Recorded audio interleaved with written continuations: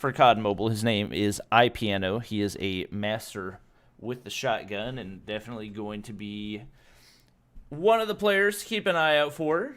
I'm going to attempt to get my face cam working again right here.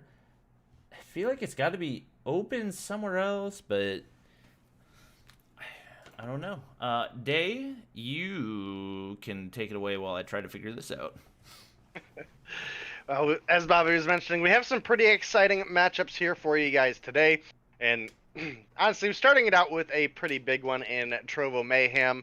They're up against Fierce, so we'll have to see. I would kind of credit Fierce to be a little bit of the underdog team, but definitely a team that when they bring their A game, they have some potential to bring things together. We've seen actually some pretty good play out of them in our last week's matchups. And then up ahead of that, we also have Zygnus versus XSET, NL versus 11T, and Tribe Gaming versus 8 Kings. It actually looks like we are all ready to go to fly on into our first matchup of TROVO Mayhem versus Fierce. And this is a great way to start off the tournament series for today. Your screen might be black, Bobby. Check that real quick. All right, as we do get into our first game here, obviously we'll be third point to start things off for you guys, and blue team being Fierce. The admin started the game while I was still trying to fix my face cam. Oh my goodness. Not surprising to see. Finds another one right there. Is going to be able to take out December, and it does look like TROVO Mayhem pretty solidly in control off the start of this game. And again, we would kind of expect them, just based off of their team, to have a strong performance here with the likes of Vague, Tectonic, Little B, as well as Noah and B-Nates as well. Pretty solid players carrying their own weight here in Mobile Mayhem. I do believe Little B is on phone now. He is. So that is something to keep in mind. Yeah. Yep. So that is something to keep in mind for everybody. Slow start so far for the side of Fierce. They're sitting down about 50 points right now. Only a couple kills between them. 6 kills total. So Noah and Tectonic actually each have more kills than the entire team of Fierce. So hopefully Fierce will be able to turn things around a little bit here. They're making a pretty big rotation over, but fortunately a couple of them get caught off guard there in mid.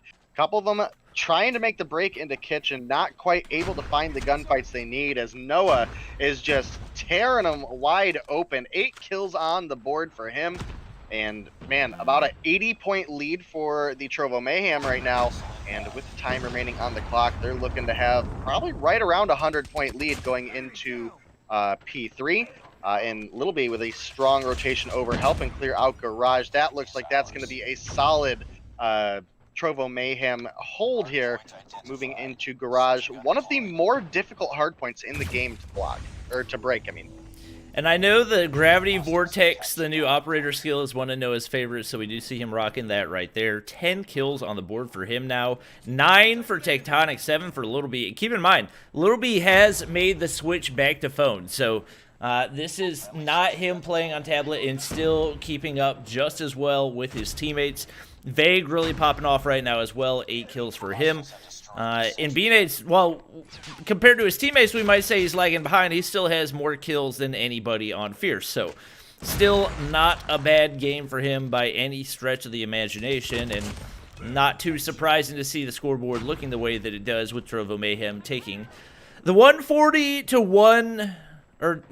to 11 lead. And if I had to guess, this game probably won't last too terribly long. Fierce has struggled a good bit throughout the season. Obviously, a lot of this team, formerly the Gravity roster, and Hoshi trying to make the rotation right there. Probably not the right approach to that head glitch. And Noah's going to find another easy free kill. 13 on the board for him, as we do have TROVO Mayhem looking to make the break down onto P4. The Pred missile will find 2 kills, and that should leave the point wide open, as we do have Tectonic looking to push down from the top side. Yeah, and this has been such a strong opening game from the TROVO Mayhem here. They're sitting about 140 points up. They have been on the ball with the rotations. They've won the gunfights to break, even though I liked the setup that Fierce had, specifically going on over to the garage hardpoint. They had made the smart call. They didn't fight over the last couple seconds of the kitchen hardpoint, but unfortunately for them, TROVO Mayhem was just, their aim was true. They found the kills that they needed. They made that rotation over. Same kind of situation happened to them moving on over to basketball court as well. So that's TROVO Mayhem now crossing into 200 points, and it is constantly TROVO Mayhem filling up the feed. B-Nate's picking up a couple kills there. Noah, Lil B as well picking up kills, and this is looking to be a short game one. There is some potential for Fierce to maybe turn things around for game two. But man, if TROVO Mayhem are going to play like this all tonight, it could certainly be a rough situation for Fierce. They do find a little bit of a break here. They do pick up a couple kills. This is going to give them a man advantage moving into mid, but trades are coming through back and forth. December does have a shotgun out, but this is kind of a weird hard point to try to fight over with a shotgun, just due to there's a lot of close range opportunity, but there's way more opportunity for them to close out from a distance that really just outreaches the kill potential of shotgun. And right now, we do see Fierce making a really good push here. They had not been on the plus side of the kill death department for a while, and it seemed like they were winning pretty much every gunfight over on P5, so they've got a shot at keeping this alive. It's not terribly high odds, as obviously they are currently down by 175, and that's not going to be an easy gap to close, but it looks like they're starting to heat up. We do have Ivan winning the gunfight against Noah, finds another one right there onto B-Nates, finds another one onto Little B, and just like that, P1 is back in control for Fierce, who up till now has been struggling significantly and not really able to get any type of sizable control on any of the hard points. We got Ivan rolling up on mid. B-Nates to his left is not going to spot him, and we do now have Noah up in top laundry. Little B with the Annihilator in hand finds a beautiful three-piece right there. Ivan trying to keep things alive. B-Nates says not today. It is going to be TROVO Mayhem pushing down on the lone remaining Laura. December finds a huge frag with his nade over onto B-Nates right there.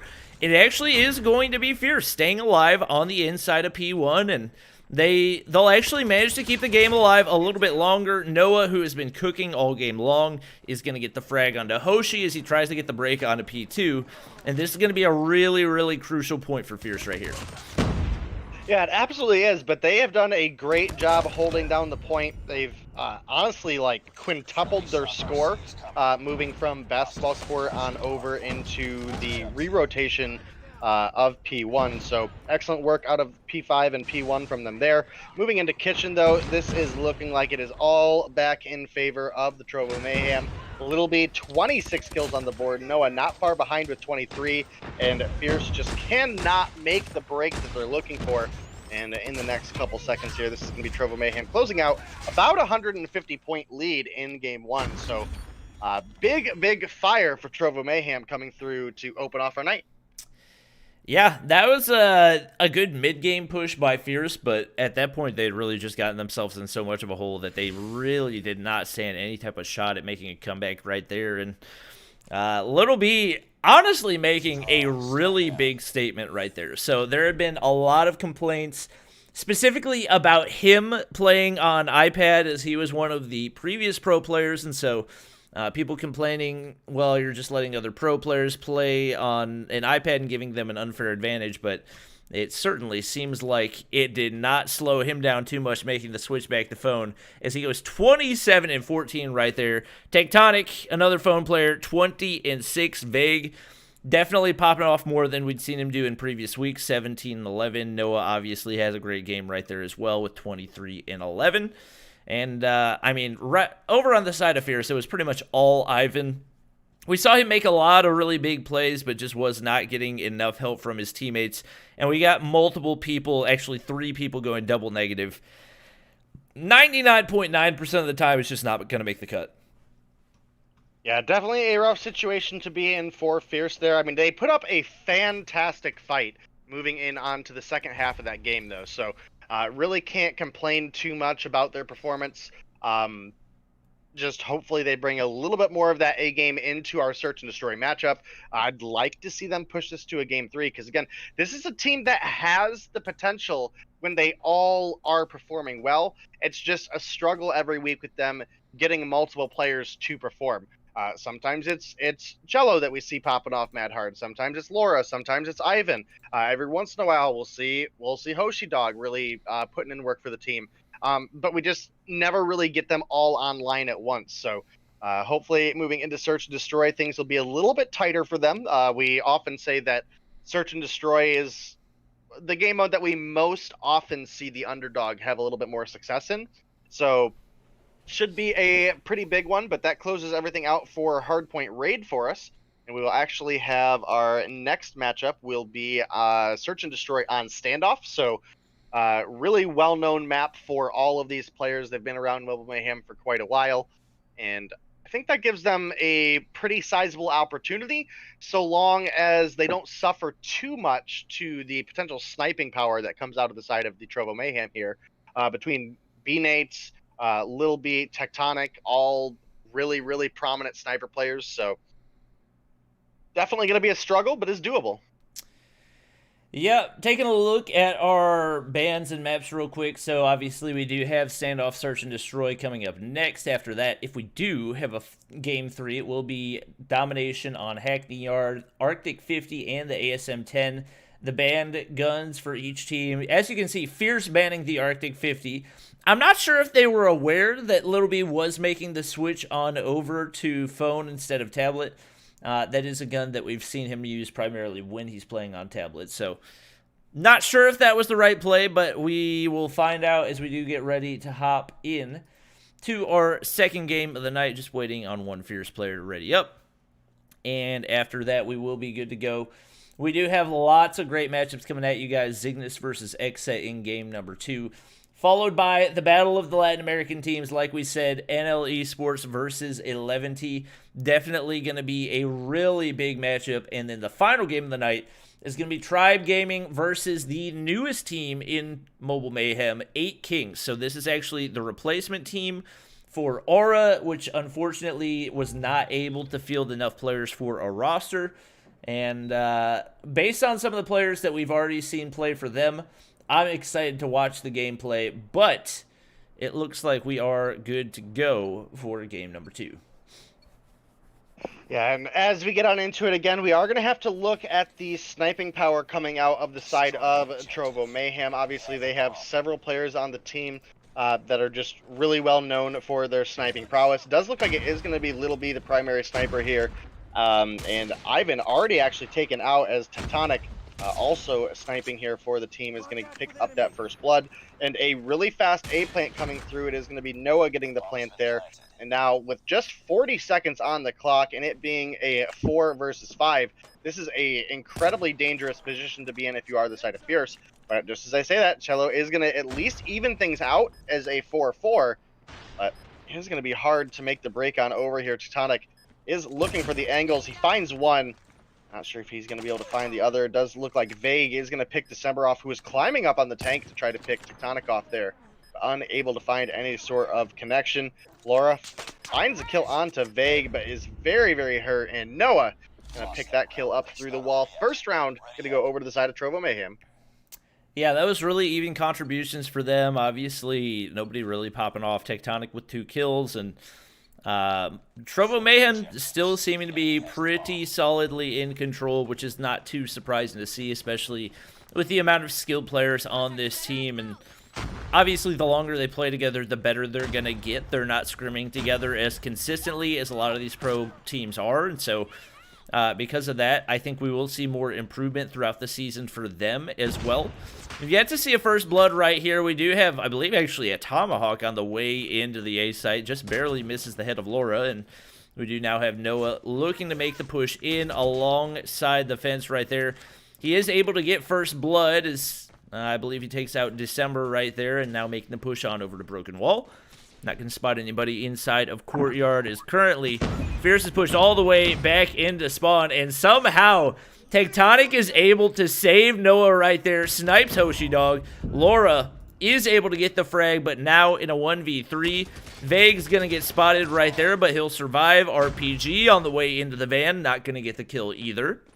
Plant now going down over onto the B side, and Vague is ready for battle.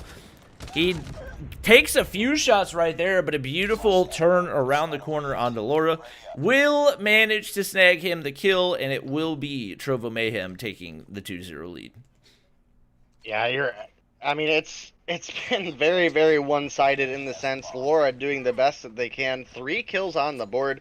But again, this is quite often the struggle for this Fierce lineup, especially against some of these stronger teams, is being able to get their players to all be performing kind of on the same echelon consistently. Hoshi Dog down at 0, December down at 0, and Ivan, actually the top fragger for them last round, also sitting down at 0. So definitely a big struggle there. It does look like we actually have a little bit slower of a rotation coming out of the side of the Trovo Mayhem here. Tectonic did get a hit mark onto Cello there, but unable to find the kill. Obviously, not being able to use the Arctic 50, you're not going to have that guaranteed one-shot kill. And that is, again, something to consider against this Trovo Mayhem team. Specifically, it is usually Little B we see with that. But we'll have to see if that continues to be the case moving on into our future games. Because, again, Lil B has officially made that transition over to phone. And I think we have 3 snipers out right now for the Trovo Mayhem. I believe Hoshi Dog was actually shooting Noah's body right there, and in the process, actually ended up getting taken out by Noah's teammate. Tectonic finds a 2-piece right there. It's now a 3v2 in favor of Trovo Mayhem, and even though B8's he had to pick up a kill, as I say that, he actually finds December, and just like that, we are in a 2v1. Laura, all by himself, herself, not 100% positive on that one. Now making the rotation back into Courtyard, 4 kills on the board. Gonna need to get 2 and the defuse right here to make something happen, as we do have Trovo Mayhem getting the pretty late plant, but better late than never. We do have Laura sliding the corner, gets the frag onto B8's, looking to clutch the 1v2 right here. Tectonic's camping the bomb head glitch. That's not an easy angle to work with if you're Laura, and trying his best to take the corner, but Tectonic says not today. 6 kills on the board for him, and a 3-0 lead for Trovo Mayhem. Yeah, Trovo Mayhem have been absolutely dominant right from the initial matchup of our Hardpoint game. They led all through the game, and Fierce did have an opportunity and did make some really big plays in the second half, so we'll have to see if that's the same case here. Right now, Tectonic leading all players with 6 kills, but Laura with 5, not too far behind. So this gap definitely still can be closed by Fierce if they're able to get everything together. Everybody has at least picked up a kill now, except for Ivan at this point, and that was a big reason that last matchup came down to a 2 versus 1 finish. Yeah, and I mean, they really need him to start picking things up if they're going to have a shot at winning or even getting around right here. Things have just not been going their way, and even when it's come down to the wire, it seems like Trovo Mayhem's been pretty solidly in control. I believe we have 4 snipers in play for them if you count the Kilo in the hands of Noah. We do have Little B finding another one right there. Tectonic finds Ivan. Only 2 players remain as Laura, once again, one of the last remaining. It's going to be Hoshi Dog all by himself, and Noah is waiting on the backside with the Kilo. It will be Trovo Mayhem taking the 4-0 lead, and right now, if you're Fierce, your main objective is to just not get 6-0'd. It seems very, very likely at this point that this could very, very possibly happen, and we do actually see Trovo Mayhem taking a very different approach as they push completely over toward Grandma's right here. Vague working the head glitch, finds the frag right there. Hoshi Dog drops, December drops, Vague gets a 2-piece, and it's suddenly a 2v5 as Laura probably becoming more and more frustrated with teammates not able to stay alive. Does find a nice two-piece right there as he gets the nade onto Tectonic. Sliding the corner once again, takes out Vague as well. The only hope for this team, it seems, and making the rotation on over to gas station. Really looking to clutch this ace, and if he's able to do it, it would definitely be a clip worth noting is he's not able to spot anybody from the top side of Grandma's right there. B-Nate's in back alley. Doesn't seem to hear the footsteps quite yet, and I believe we do have Little B in top blue. He spots B-Nate's right there. Not going to be able to land the shots. Trying to avoid the sniper in the hands of both players, really. Now makes the rotation on in through Deli. The A plant is going to go in for B-Nate's right here. Does find the kilo, but Little B is ready. And it's going to be a 5-0 lead for TROVO MAYHEM, and that's going to put us at match point. A little bit of the cushion that we have here right now for the side of Fierce is that now moving into round 6, they do have the opportunity to be on offense. This does provide a little bit of a struggle as well as an advantage. The struggle being you're still up against snipers, and being on defense, it allows a lot of vantage point for snipers to just kind of look for those opening picks. You're the team that has to rotate forward, but you're able to send your entire team one direction or the other, while the other team has to kind of defend essentially 2 areas, even though Standoff kind of bombs relatively close compared to a lot of the other matchups. Ivan is actually able to pick up a kill there. Laura finds Vague over the wall. That was looking really big for the side of Fierce here. And much more even matchup for these two teams, at least this round, with Fierce on offense. It's now a 2 versus 2, almost a 2 versus 1, as Noah does almost get dropped there, but nobody able to find the kill. We will get the first bomb plant coming out from the side of Fierce here, and this provides them a great opportunity because they now have the 2 versus 2 with the defender's advantage, so they can get set up and try to look for a potential pick, as well as with only 30 seconds on the clock, there's a lot of potential for them to essentially just try to buy down the time a little bit here. We did have 1 kill going on over in favor, but the trade goes back and forth. Tectonic taking bullets left and right. If you're Ivan here, I think you sit back and try to play the clock as much as you can. Oh my! And that's exactly why. 15 seconds on the clock. All we had to do was play the objective, play the defense, and they could have bought out time. It's a lot more difficult for a sniper to clutch if they don't know where you're at. And with Ivan repeatedly peeking that corner, it just gave all of the insight that Tectonic needed. He found the snipe, and that's going to be a clean 6-0 victory for TROVO MAYHEM there. Yeah, I mean, rule of thumb, don't peek Tectonic. That's the one rule that you got to follow, and he was not able to do it. And we do have the 6-0 victory in Search and Destroy for TROVO MAYHEM. Obviously, Tectonic playing a really big role right there. 10-2, Little B 7-2, Vague 7-4. And, I mean, they were pretty solidly in control for that entire game. I don't think there was ever really a question. There was a question of maybe whether or not it was going to be close whenever we did see Fierce starting to come back a little bit in game number 1. But that was definitely TROVO MAYHEM dominating that first matchup of the night. Yeah, you're absolutely right. That was very one-sided TROVO MAYHEM gameplay there, at least as far as Search and Destroy went. There was a couple rounds there towards the end where it looked like Fierce was starting to come online a little bit. Specifically, that last round was all theirs to win, and just unfortunately made just some wrong choices, at least in my opinion. Again, these are the pro players. I'm just here watching, so, you know, it is a little difficult to say, taking it with a grain of salt, but it was a quick 2-0 to start off the night. And for our next matchup for you guys, we will have Zygnus versus XSET. So Zygnus, a team that has had some varying performance depending on who is able to show up and participate on those days. And XSET, a team that absolutely has the skill to compete, but again, struggles with the consistency. So kind of realistically, the players I'd like to look out for on both of these teams is looking at, for Zygnus, Bear and S-Thug have been just absolute monsters here for Zygnus. And then XSET, you know, we're looking at, you know, the usual realistically is normally Impulsive and Moralto, but I actually do think they have some pretty solid other talent here as well. We've seen a lot out of Asta at the beginning of the season, as well as Legacy. So I'm not sure if they'll both be here today or what the case is. But XSET, again, they have the skill. They just need to work a little bit on the consistency.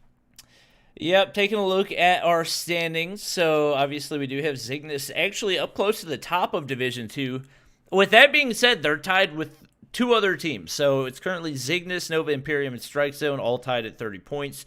Down below Tribe Gaming up at 60. XSET currently down at the bottom of Division 1, tied with 8 Kings. I believe 8 Kings got those 20 points automatically as courtesy points, if I'm not mistaken. Mods, feel free to correct me on that one, but obviously looking to climb right here, and 8 Kings not going to have an easy matchup tonight, as they will be going up against Tribe Gaming, who is at the top of Division 2, so we'll see what type of matchups these guys have in store. Obviously, we do also have NL Esports versus 11T, only 15 points separating those 2 teams.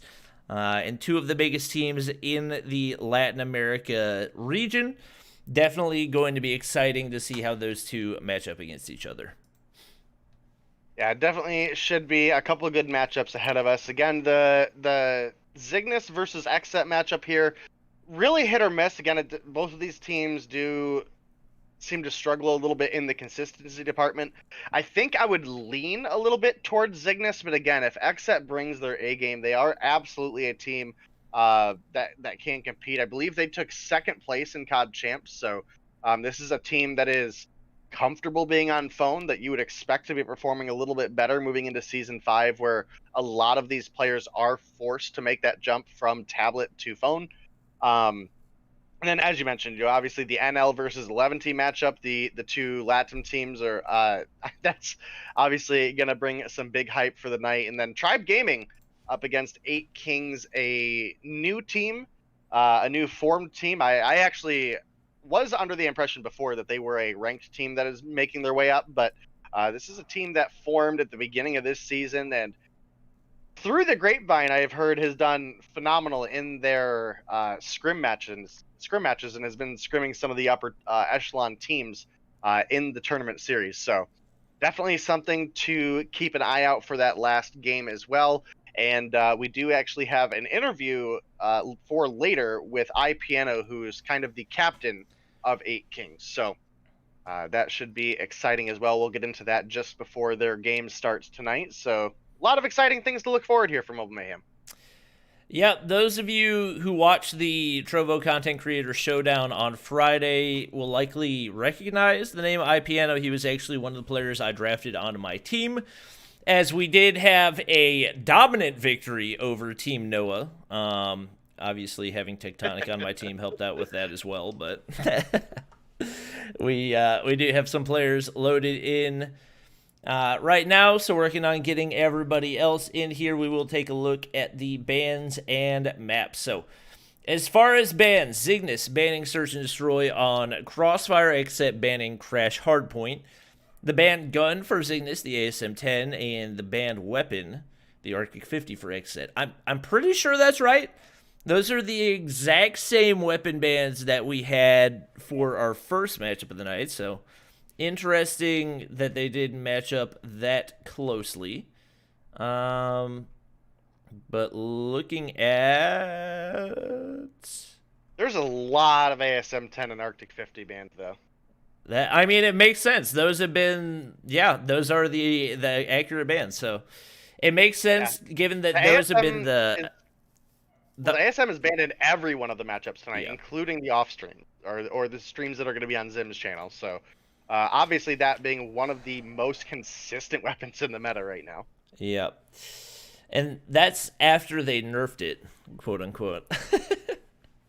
This season they nerfed it a little bit, but I actually viewer party the Chinese COD Mobile. It was the first LAN tournament for COD Mobile. They had one over in China, and I think probably 75% of the games there were 10 ASM-10s in play. They currently do not have a ban system. And I think that's a pretty accurate reflection of the current meta. So hopefully more nerfs coming soon.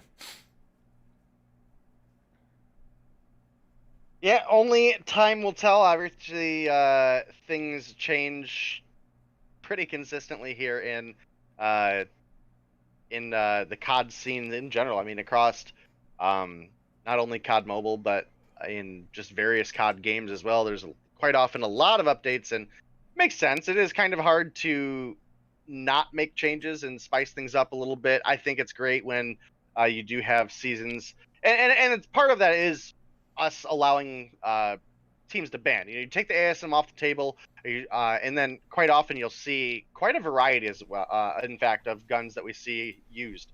The FAMAS has been one. The ASM 10 obviously being banned, so that's not something we're going to see 10 of each. But Man of War has been another really strong one in the meta.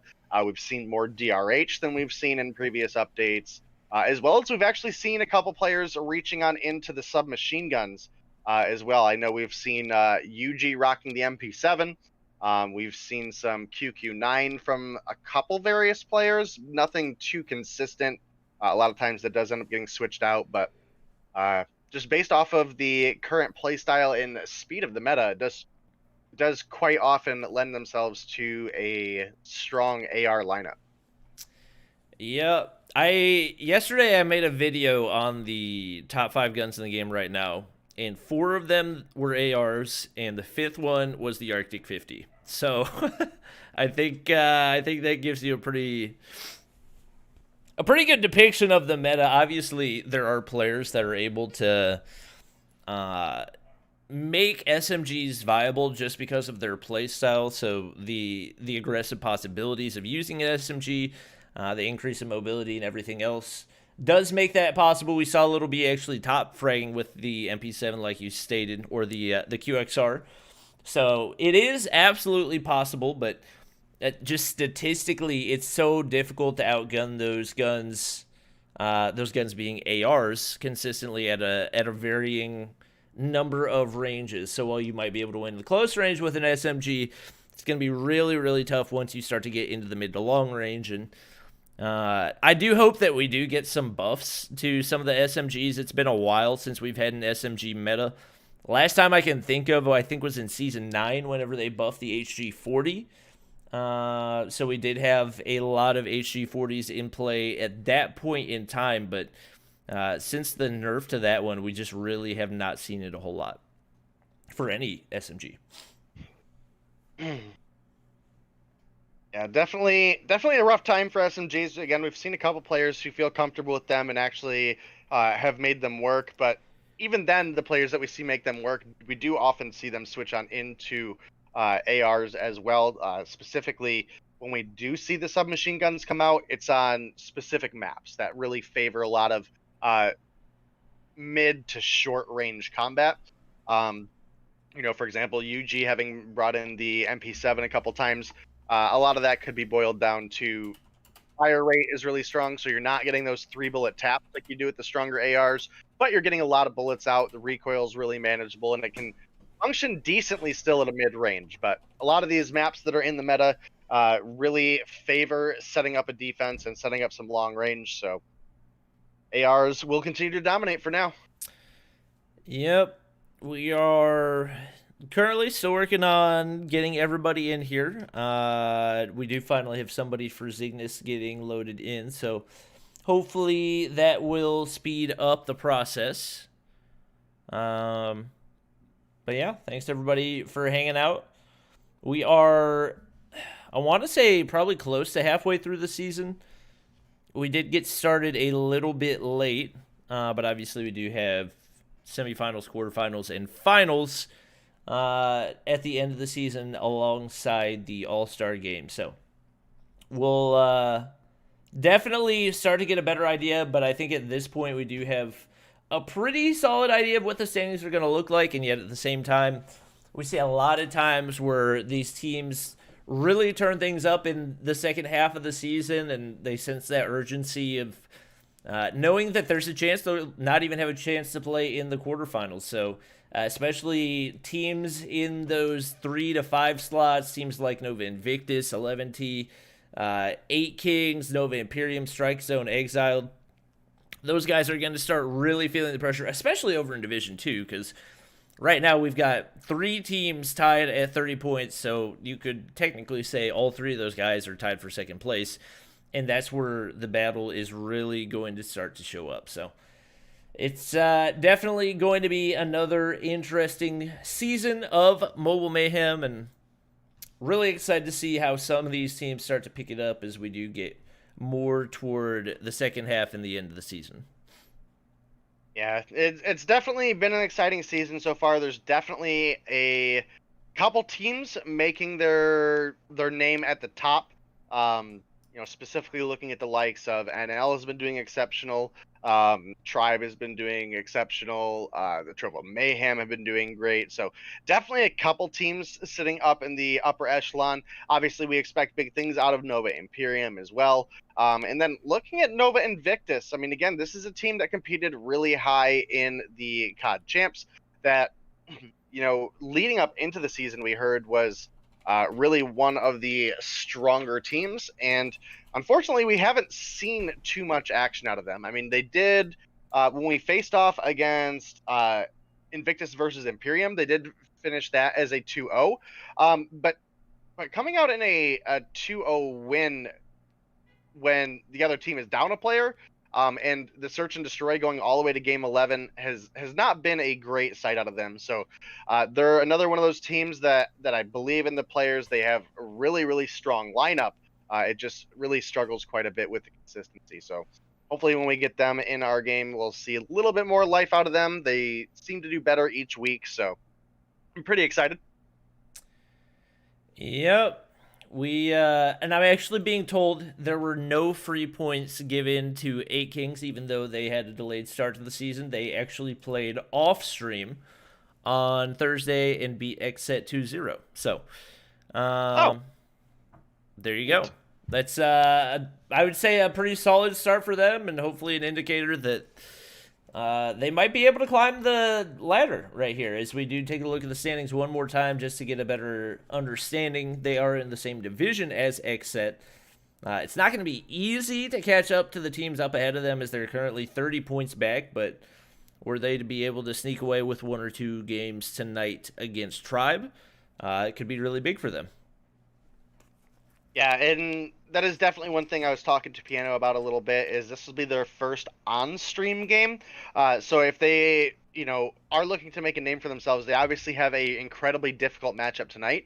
But win or lose, going up against Tribe, if they're even able to push it close, that'll be a lot for them to say as, again, a team that's new to the Mobile Mayhem scene, and that we haven't seen too much off of them either, because, again, they're weak. Week 3 matchup was off stream versus XSET, which they did pick up the 2-0 win there. So hopefully that gives us a little bit of insight coming on into the Tribe Gaming matchup with them later on tonight. But obviously we have XSET versus Zygnus and NL versus 11T before we get to that. But it does look like we finally have everybody here and ready to go. Everybody's got their verifications in, and we'll be starting on off with Hardpoint on Scrapyard. And I believe we do actually have a 4v5. It looks like we've got a player missing for Zygnus, but the admin's very obviously 4v5 for game 1, so it looks like they'll have another player joining following game 1. Definitely not going to be an easy task, but we've seen XSET struggle a good bit so far this season. So I think that Zygnus has a shot at making it work right here, but they've got to play this pretty much to perfection. We've seen Adapt picking up 3 kills off the start. Really, really solid start for him, as we do have players on the point for XSET right here. Meralto is going to get the flank. Impulsive up to 3 kills on the board, but somehow, even down a man, we do have Zygnus in control of the hardpoint. Yeah, and Zygnus is a team that has been performing pretty well, in my opinion. We have Bear here, and he is definitely one of my players to watch for this matchup, so we'll have to keep an eye on him as he does get gunned down as Medusa picks up a double kill there. Cortez does get the trade onto Mangoes, But in any sense, this 4v5, specifically for a hardpoint matchup where map control is so prominent, is definitely going to be a difficult thing for them to hold an advantage right now. Mangoes does pick up a kill onto Ninja there, is looking to use the forklift head glitch there, unable to find the first kill. Rocket does come through, not going to connect, and Adapt is actually going to pick up the kill onto Impulsive. So Zygnus, while they are behind right now, they have a great hold going on here for our P2 set. And Bear's actually going to get a double kill right there with the Shock RC. Gets turned on by Meralto. Definitely a clutch kill for him. 3 on the board as he's looking to make the push in right here. Impulsive on the outside of the hard point as well. But Zygnus, with only 3 players in there, still able to hold it down. And they're looking phenomenal right now. Adapt's going to pick up a 2-piece with the gravity spikes. XSET really just cannot make a push on in. We finally have Ninja getting taken out. We do have Adapt taken out from the side, but it's actually going to be Bear winning a couple of gunfights and still pretty close by the point right here, as he'll at least get the contest for the time being. He ends up getting the kill onto Impulsive, and that is going to secure the scrap time for Zygnus coming out of P2. Yeah, and again, this Zygnus team is strong, specifically Bear and Adapt popping off pretty hard right now. 9 kills for Bear, 8 kills for Adapt. Silva still sitting down at 0 kills right now. Definitely a bit of a struggle point for the side of XSET. And with Zygnus having the lead and having control of the next hard point, it's not looking super great, but definitely a game that XSET should have the potential to turn around. Again, this is a team that is used to being on phone. We see games out of them where they just really look like they're here to compete, and they have that opportunity to prove that to us right now, specifically with this being a 5 versus 4. I mean, this would be a heartbreaking loss for XSET here. Yep, and we see Adapt and Bear already moving up into the double digits. Impulsive up at 9, but everybody else at 5 or below. Another double kill coming in for Adapt right there. Turns onto Impulsive. A beauty of a kill for him, and even though they're not going to be able to get the scrap time onto P3, we do see Zygnus already set up pretty well for P4. So they are definitely putting themselves into position to win as much as they possibly can. Impulsive on the outside of the hard point. Adapt hears him, but not able to get the frag. Now forced outside the hard point. Medusa wins a really big gunfight right there and going to be able to push up. That will allow XSET to take control of the hard point as they look to take their first real lead of this game. Yeah, I mean, this is definitely a big opportunity for them to do so. Scrapyard is one of the newer maps, so a lot of these teams will still, well, at least newer maps to Mobile Mayhem, so a lot of these teams may still be struggling a little bit with getting that practice in. It is Scrapyard and Hackney Yard actually do believe I saw banned quite frequently in some of these some of the matchups, so definitely something to keep an eye out for. Mangoes picks up a ginormous triple kill for the team there, and that might be enough for them to really start locking down a lead here, assuming they're going to get these next 10 points of trickle time. That's going to net them about a 30-point lead, so definitely a lot of opportunity from them, but they need to keep this momentum and they need to keep pushing strong, because again, this is a team that came in I believe 2nd place for champs, so to struggle right now in a 4v5 is, again, just not looking super great for them this week. Yeah, and it does seem like XSET has turned a corner a little bit. They're winning a lot more gunfights right now, and as I say it, we do actually have a big-time Zygnus feed, but fortunately for XSET, they've got control of spawns. Mangoes actually has a Pred missile and a cluster strike to work with right here. So he's going to be able to find the initial kill. It's actually going to be Ninja taking the hard point for a little bit. Cortez backing him up, as we do have Zygnus getting the break once again. They're not going to be able to take the lead right here, but this is a really big push for them. Impulsive taken out outside the hard point, and Cortez in pretty good position to clean up the rest of this scrap time, as we do see now Zygnus looking to start making those rotations on back to P1. That's not an easy break to get if you're in a 5v5, let alone a 4v5. So don't count Zygnus out by any means, but they're going to definitely need to continue this momentum if they're going to have a shot at making the 4v5 upset happen. And as we see Adapt already making the push out, 16 kills for him, 21 for Bear right now. These guys are doing everything they possibly can to try to get the win. Bear's not going to be able to win that gunfight. Cortez trying to make the push onto the hard point, finds one frag right there, and could potentially open things up for this Zygnus team to push on in. Yeah, they're definitely trying, and this has been much too close of a game. Right now, we do have XSET up about 25 points. But Zygnus, I mean, again, between Bear, primarily Bear and Adapt, they are just cleaning up the feed left and right. As I say that, XSET do find a couple key kills. They're sitting up about 32 points right now, as well as having control of the second rotation onto P1. And looks like they're trying to get set up into P2 as well, with that being Mangoes looking to set up that defense. The break does come through for Zygnus there. They'll be able to close a couple points, but with, again, Mangoes and Silva having already made the rotation and the setup over, it looks like a good opportunity for XSET to defend, but Medusa does get picked off by Cortez there. And this is a big opportunity for Zygnus to make a push in if they're able to rotate as a team. They picked up a kill onto Meralto as well. That's going to even things up a little bit for them, again, for the fact that they're sitting in a 4v5 scenario right now. Every pick counts. Yeah, and Impulsive making things really, really difficult with that War Machine up on the high ground. You saw him get the double kill. Even as he's dying, gets the frag onto Bear as well. Anytime, if you're XSET, if you can shut down Bear, that's a huge thing for you and Adapt. Not going to be able to win the gunfight. Ninja is able to push into the hill. Walks directly into Mango's gravity vortex right there. I'm not sure if I said that correctly, but it is going to be, once again, XSET taking control of the hard point, getting this scrap time once again. And we've seen a couple times that Zygnus has tried to make the push late, and it has kind of backfired on them as they only get 15 to 20 seconds on the hill. I think right now we're going to see them really lock in and try to see if they can manage to get a full hard point. They absolutely need it right now. Could put them within 20 points and give them a shot at winning this 4v5. So we see them on the hard point. Adapt trying to keep out any surrounding players. He's going to land a couple shots, but Meralto gets the push in. It is a full XSET feed right now, and this one could very well seal the deal for them. Yeah, it's looking like it. They're about 35 points away from picking up a win here. Again, you would love to see them pick it up with it being a 4 versus 5, and it sounds like the next matchup is going to be a 5 versus 5. So you really hope that they can get a little bit of an edge here, get the momentum going so they can go into their second round with a little bit more fire. But man, this Zygnus roster just lighting them up.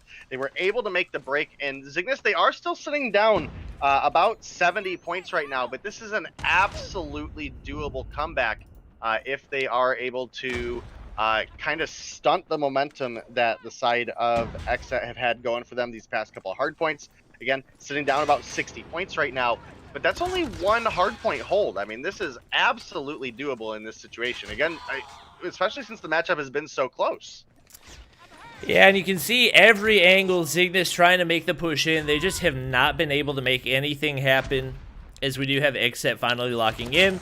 They've been able to defend their hard point, which should not have been a difficult task. We actually see Bear dodging the gravity spikes, but not able to keep it alive, as we do have, once again, XSET making the push on into the hill. They are in complete control, and every time I switch to a Zygnus player, it just seems like they are getting absolutely fried, as they seem to have lost the momentum that they started the game with. Not too surprising for a team that is down in a 4v5, and even though they do lose by about 90 points, still a phenomenal effort for that team. Oh, you're absolutely right. I mean, that was such a close matchup for, I mean, at least 80% of that game. It was really down to the wire. A lot of the gunfights were actually going in favor of Zygnus pretty consistently. Bear ended that game, I think, 34 kills. Yeah, 34 kills for him. Adapt, who did start off leading the team with him, did start to struggle in the second half, and I do believe a lot of that is going to boil down to why the momentum shifted a little bit back more into XSET's favor, because at the beginning it was Adapt and Bear just drastically ahead of the side of XSET. When Adapt started to fall off and started to lose the groove that he had, it is where it started to struggle a little bit more for the side of Zygnus. So again, hopefully we'll see Zygnus pulled together with a 5th player here for our second game. But man, 34 kills on the board. Impulsive and Moralto, again, two of those players I mentioned right at the beginning that you would expect to perform well on the side of XSET. They are recurring players for this lineup, as well as I believe. Again, I always get them and Invictus confused, but I believe XSET was runner-up in COD Champs, so you definitely expect them to come through with a little bit more fire up against a 4v5. Yep. Hopefully we will have another player loading in for Zygnus right here to give this a little bit more of an even matchup. We don't have anybody in quite yet. So we will have to wait and see. Our admins seem to be under the impression that it would only be for game 1 that we had a 4v5, so... I see 5 people in their voice chat now. And there we go. Riots is actually going to join right there. And he's been one of the more consistent players for them. So that's definitely a really big addition, especially going from a 4v5 to a 5v5. We will be playing Search and Destroy Meltdown. This is a map that we've seen XSET play a lot. They played it many times in COD Champs. But still, XSET just not seeming to be improving as much as you would expect them to. We'll see if they can start to turn things around and maybe get the 2-0 sweep. That would be really, really big for them, especially in regards to the standings for Mobile Mayhem. Yeah, absolutely. I mean, this is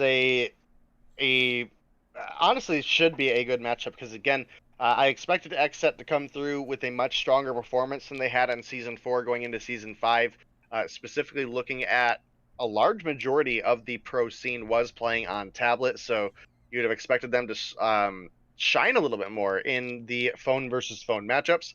And that has not been the case. I mean, again, we have players that do perform. I mean, Impulsive, 26 kills that game. Moralto, 22. Mangoes had 22. Medusa did struggle quite a bit, as well as Silva. So Medusa ended that game at 11 and 17, and Silva at 14 and 21. Not really the numbers you want on the board for a 5v4.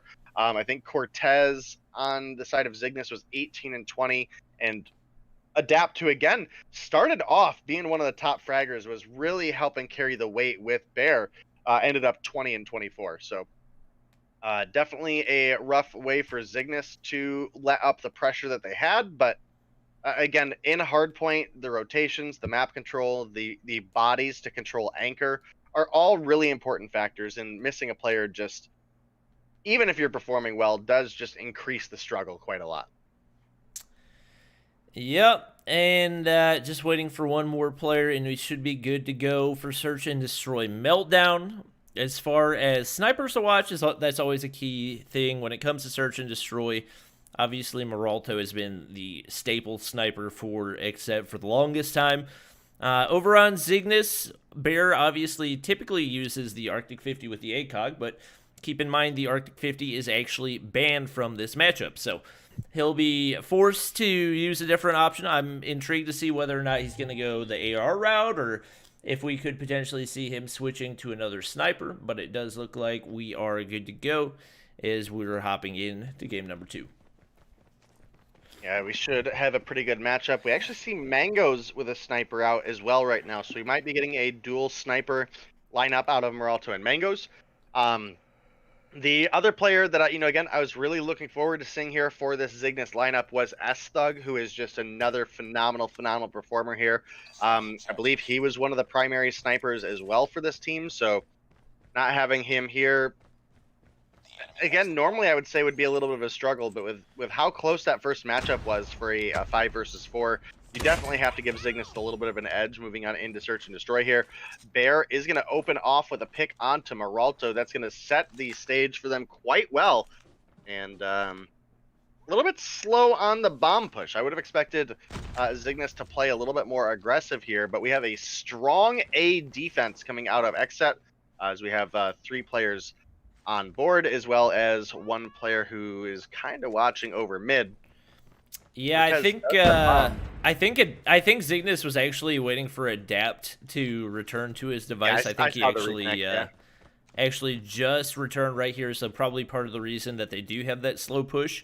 We do actually see some players repositioning from that A site is XSET trying to figure out what angles they need to defend. Obviously, Bear all the way over on B right now, and just like that, Zygnus has accelerated that push over the B site.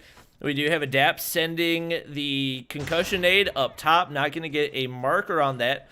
But we do have players on site now as Cortez has the bomb in hand and overlooking generators right now.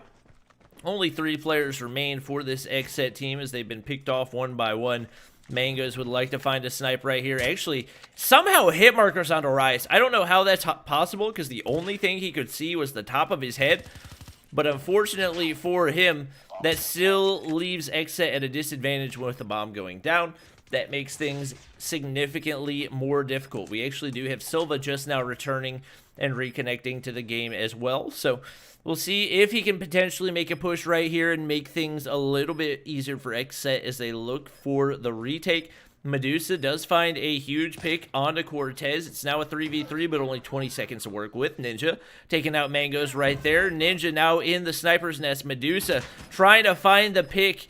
Anything to slow down the push on over to the bomb site, but Ninja is ready, and it's going to be Zygnus taking round number 1.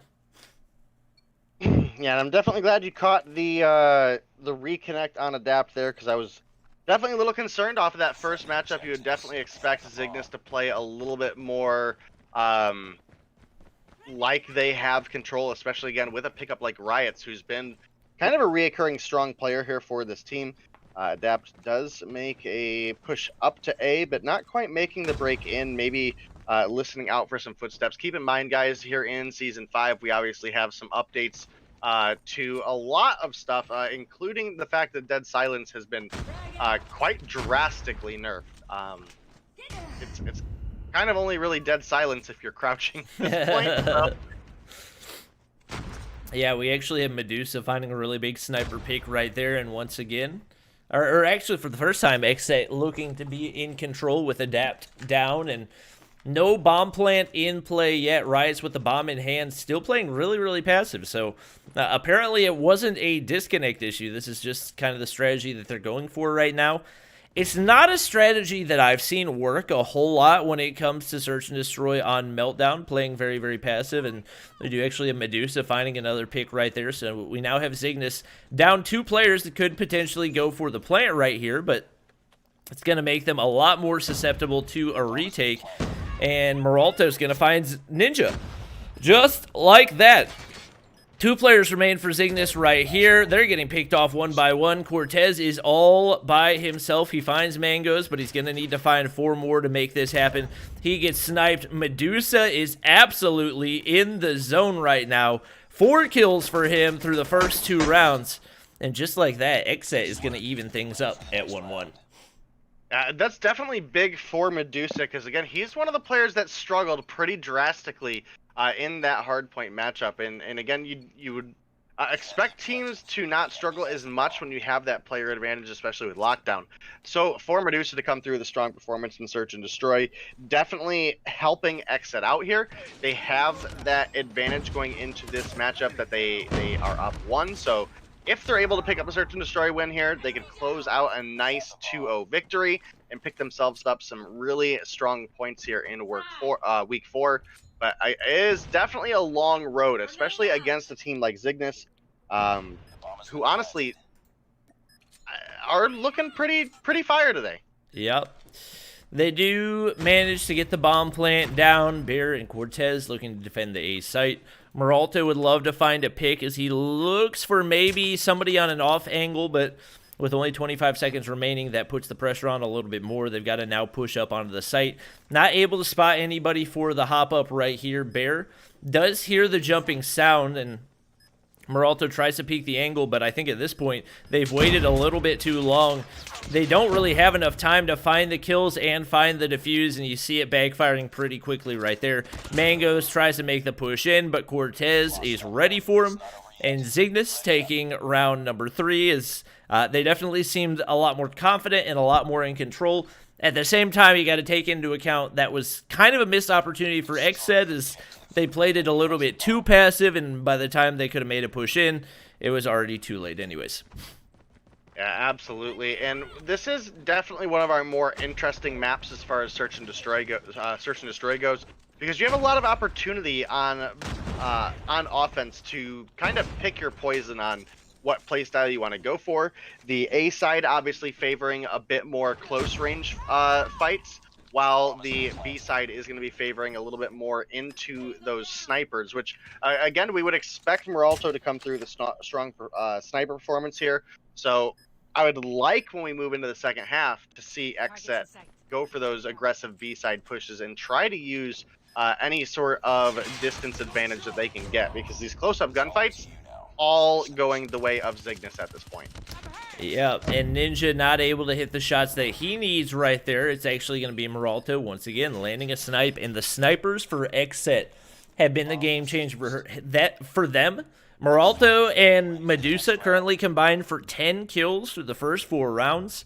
Really big plays from the two of them, and surprising to see Impulsive, who had been really good for XSET in game number 1, still stuck down at 0 kills. We'll see if he and Silva are able to turn things around, as both have struggled so far in our second game. And we do actually see, for the first time, Zygnus with an aggressive B push right here. This is something I would have expected to see a lot earlier out of them, but we do have Ninja getting the plant down onto the B site, and now the defense is underway. A 5-man retake going to be needed for XSET to make this happen. Meralto with a sniper in hand, trying to find somebody. I believe he's actually got shrapnel grenades right here, and not sure that's a nade angle that I would typically play. He's actually got somebody rounding the corner. Adapt is going to drop right there. Only 20 seconds to work with. They've got to speed things up. Meralto hits another one. Mangoes will drop. Riot's in the top side. He's going to stay alive for a little bit longer, but it's not going to be long enough. Meralto pulls out the pistol, swaps onto him. He gets 3 kills in that round, and it's going to be back-to-back rounds going to XSET. Yeah, and that was a really, really big clutch out of Meralto there. The team absolutely needed that. And again, going into the second half, this does give the bomb on over to the side of XSET. And again, I would love to see them push a strong B-side advantage and try to see if they're able to use the sniper advantage that they have in Meralto and Mangoes to open up a pick, get a plant, and then put up their defense from there. Because leading into the second game here, again, they have that 1-round advantage since they won the Hardpoint game, and that would be phenomenal for them to be able to pull off a 2-0 victory here. Because again, they desperately need the points right now. Yeah, we've got the plant going down onto B once again. This time for XSET, as we have switched sides, and seeming to be a little more comfortable. And as I say it, Bear does find the frag. Cortez finds one as well. Trades going both ways. Only 2 players remain for XSET. Things fell apart really quickly on the defense for them, as Zygnus won nearly every single gunfight. It is going to be Ninja getting the defuse right there. And you got to think, after how poorly that defense went for XSET, more than likely going to see either a passive approach or potentially an A push, but I would be really surprised if we see the full-on B send. It looks like that's actually going to happen right here, as they do feel pretty confident in their approach. 2 players defending currently for this Zygnus team. Ninja is on the backside right there, and going to see if he can find a couple of frags as he's been forced back into spawn. We do have Impulsive up in the boiler rooms. Ninja does not realize that's actually going to be the first thing going XSET's way on the offensive side, as they do get the plant down over on the B site. 4 players remain for each team as Medusa tries to spray through the smoke. Can't make anything happen right there. May have potentially spotted Riots in the sniper's nest. He will turn, find Cortez in the close range. Not able to hit the shots onto Adapt. It's a 2v2 right here as Adapt looking to clutch up for his team. He's going to take out Meralto as well. It's now going to be Riots pushing on into the site. Mangoes is going to win the gunfight. It's a 1v1 right here. Mangoes comes out on top, and it will be XSET now taking the 4-3 lead.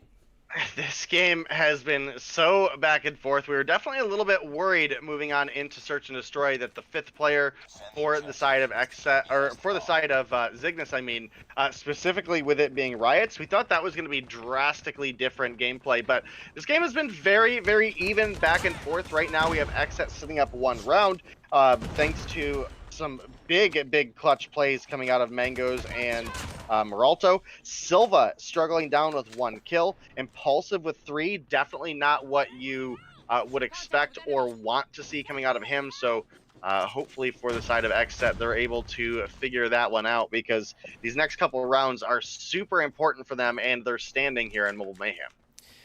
Yeah, Meralto has been really carrying for this XSET team. 9 kills for him and Medusa, and he finds another one right there. The overlook onto Adapt. That's going to even things up a little bit, but still needs to pick up the bomb or get those 3 kills.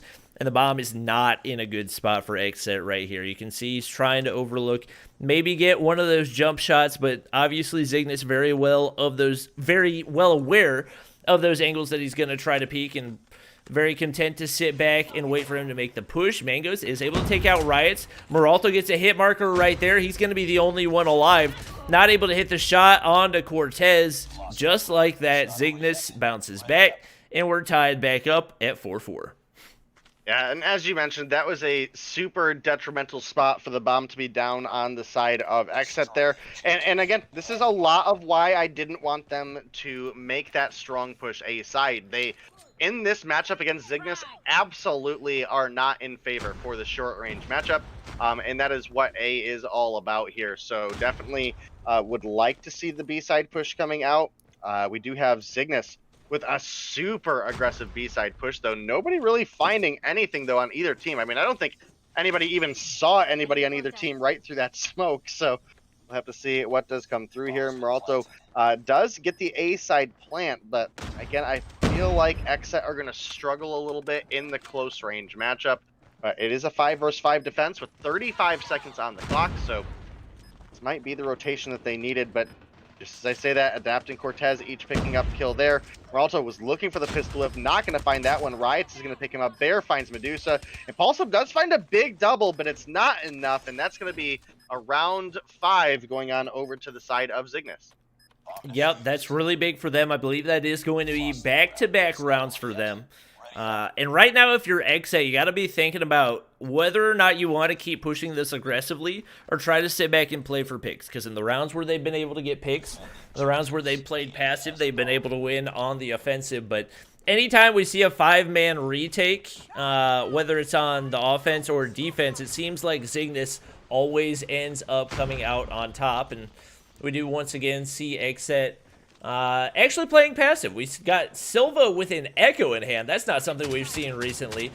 He's not able to hit those shots, and that's part of the reason why nobody uses the Echo anymore, is because it did get nerfed so hard. We do have Riots winning a gunfight there as well, and looking like Zygnus has a really good shot at closing this one out. Impulsive up in spawn building, not going to be able to win the gunfight. It's going to be Meralto all by himself against the 4 remaining Zygnus players, and he is going to need to pull off a miracle to keep them alive, with him missing that first shot onto Bear, making it pretty much impossible. He's going to slide the corner. It will be Zygnus taking game number 2, and with that, we will be going to our first game 3 of the night. That was a really big and important game for Zygnus, and honestly, again, was an important game for XSET as well. They drastically in the standings needed the 2-0 victory there, and they just couldn't pull it together. Meralto did phenomenal, 11-7. Looking over at the side of Zygnus, we had Ninja 9-6, Riots 9-8. So again, Riots, the player that we were missing in game 1. Coming through with a strong performance for the team. Bear struggled a little bit at the beginning, ended up 7-7. So overall, pretty consistent on the side of Zygnus.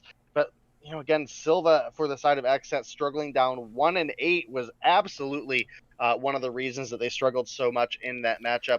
Impulsive started off really slow, but did find 2 really big double kills, just not enough for them to close things out. So as you mentioned, that is going to be us going into our first game 3 of the night, at least, our domination matchup for these 2 teams. And it is going to be Domination on Hackney Yard. Zygnus, I was surprised by how much they struggled in that matchup, to be honest, especially with how close they kept things when it was a 4v5. I expected they were going to win that pretty handily. Obviously, Search and Destroy and Respawns are 2 totally different things, so They could have a much easier time when it comes to the respawn, but at the same time, if they don't really come together and make that second half push that they made in Search and Destroy, we could very well not even be seeing a Game 3. So they're definitely going to need to pull things together. We'll see if the addition of Riots in their respawn game does end up making that really big difference, and if they can come out on top, or if XSET can maybe pull something out right here. They've got to see more out of Silva. A 1-kill Search and Destroy just not going to make the cut. And he's been struggling for them a good bit as of late. So would love to see big things out of him. He's one of the OGs for this team, along with Impulsive and Meralto, and would definitely love to see more out of him.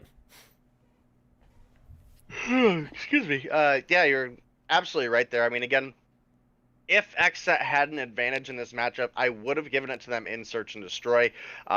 They did win the first matchup of Hardpoint, but again, that was a fairly one-sided game in the sense that it was a 5v4. So moving on into Domination, which in Respawn, I give Zygnus the advantage. I definitely expect this to be Zygnus closing things out 2-1. Again, unfortunate for them that they didn't have a 5th player for Hardpoint, but we play at the same time every week. So, definitely something you'll have to get together for Zygnus there, is getting everybody here and online, because again, they're a strong team. We'd like to see them come and perform. But again, moving into Domination, I feel like Zygnus have the gun skill advantage based off of our first and second matchup of the night. Yeah, for sure.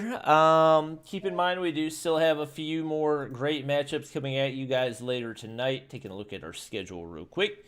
We do have NL Esports versus Team 11T in our next game. That one's definitely going to be a whole lot of fun to watch.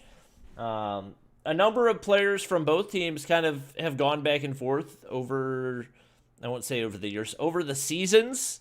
So I'm excited to see how those two match up. And then obviously Tribe versus 8 Kings. 8 Kings being our newest team in Mobile Mayhem. I'm excited to see how they perform. Obviously, IPNO, a really solid shotgunner. I don't know really a whole lot of other players on the team, but I've heard good things about them, and definitely hoping they give Tribe a run for their money. If not, maybe even take a game or two, as they will be our final matchup of the night. I do believe for that matchup, Bobby, I think Washi is their primary sniper, so Washi. that is something to keep an eye on. Because obviously they'll be having some pretty strong competition in the sniper department going up against Tribe. Yep. We have somebody actually hopping out for XSET, so we could potentially have a substitution coming in. I'm trying to think if there's anybody else that has consistently been playing for XSET, and I don't think that there has. This could. I mean, you'd ideally like to see either Asta or Legacies come in here. Yeah. If they could get Asta, that would definitely be big. He's a very consistent respawn player. Going back to his time on, who did he play for? Hammers? Back when Hammers had a team? Is that the team that he played for? Arsenal/Hammers. Yeah, Arsenal/Hammers. Yeah. That's what I thought. So that was definitely a very, very respawn heavy team. It could be a big pickup if he is able to hop into this final game.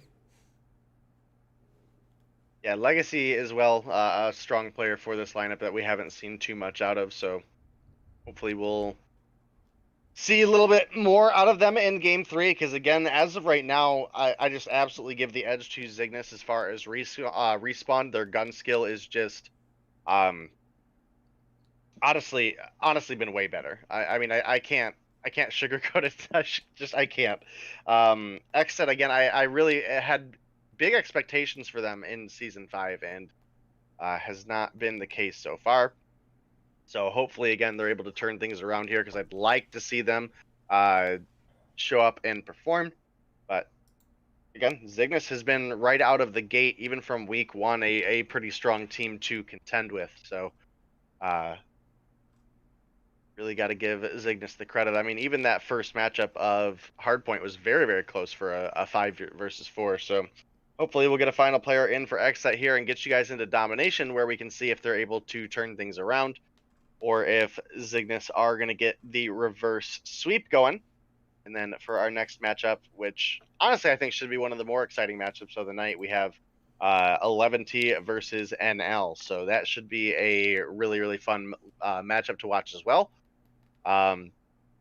Specifically looking at the likes of seeing how Wiru is going to perform up against NL in Search and Destroy, because obviously Wiru has been hit or miss in Respawn, but has been an absolute monster in Search and Destroy, no matter how much they go up against, or no matter who they go up against. Yep. It still seems like we're missing a player for XSET, which, being this late in the game, is probably not a good sign. We could have potentially a 4v5 on the opposite side of things. I don't know if our admins have an update. Oh no, they've got 6 people in their voice chat. Okay. So I'm hoping one of them's gonna come. Yeah, just the player that hopped out With Silva, or not Silva, Medusa. Medusa. Okay. Old Medusa's muted right now, so I don't know if that's an AFK or what it is, but either way, hopefully we'll have him in soon. I want to go get a water, but I don't know if I'll have time. You know what? I'll just grab a drink from the sink real quick. BRB.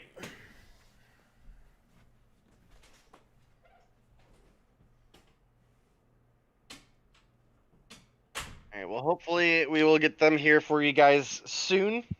We obviously want to get into the matchup, and just as Bobby leaves, Medusa returns. So we may be just looking for their device verification, and then we'll probably very likely be ready to get into our next game. And this will be Domination on Firing Range. So map that was previously just absolutely dominated by Persistence, but we do have Persistence banned here in Season 5 of Mobile Mayhem. Let me go ahead and, just for anybody who maybe missed the first couple weeks, I'll run down the ban list or the rules list with you guys. As far as gun skins, we have common, uncommon, rare, epic, and legendary are all allowed. Our operators that are banned are the Transform Shield, the I'm back, Hive, admins. and Ballistic Shield. Welcome back, Bobby. I was just running down the rules while we had some downtime. The only weapon we have banned, guys, is the NA-45. We have Trip Mines, Molotovs, and Thermites banned, and then the Akimbo attachment banned, and Persistence and Tracker are banned. So those are kind of the most important ones for the matchup we're going to have here of Domination. But we are getting on into it. Just a couple seconds ticking down between these two teams, and we'll have to see who's able to pull it together again. Zygnus have the favor in Respawn coming into our Domination matchup here.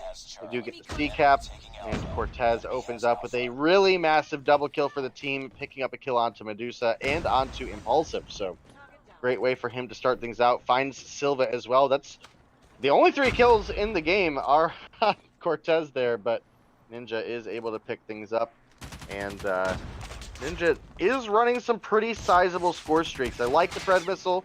I like the Cluster Strike. They're good for holding B, specifically on this map.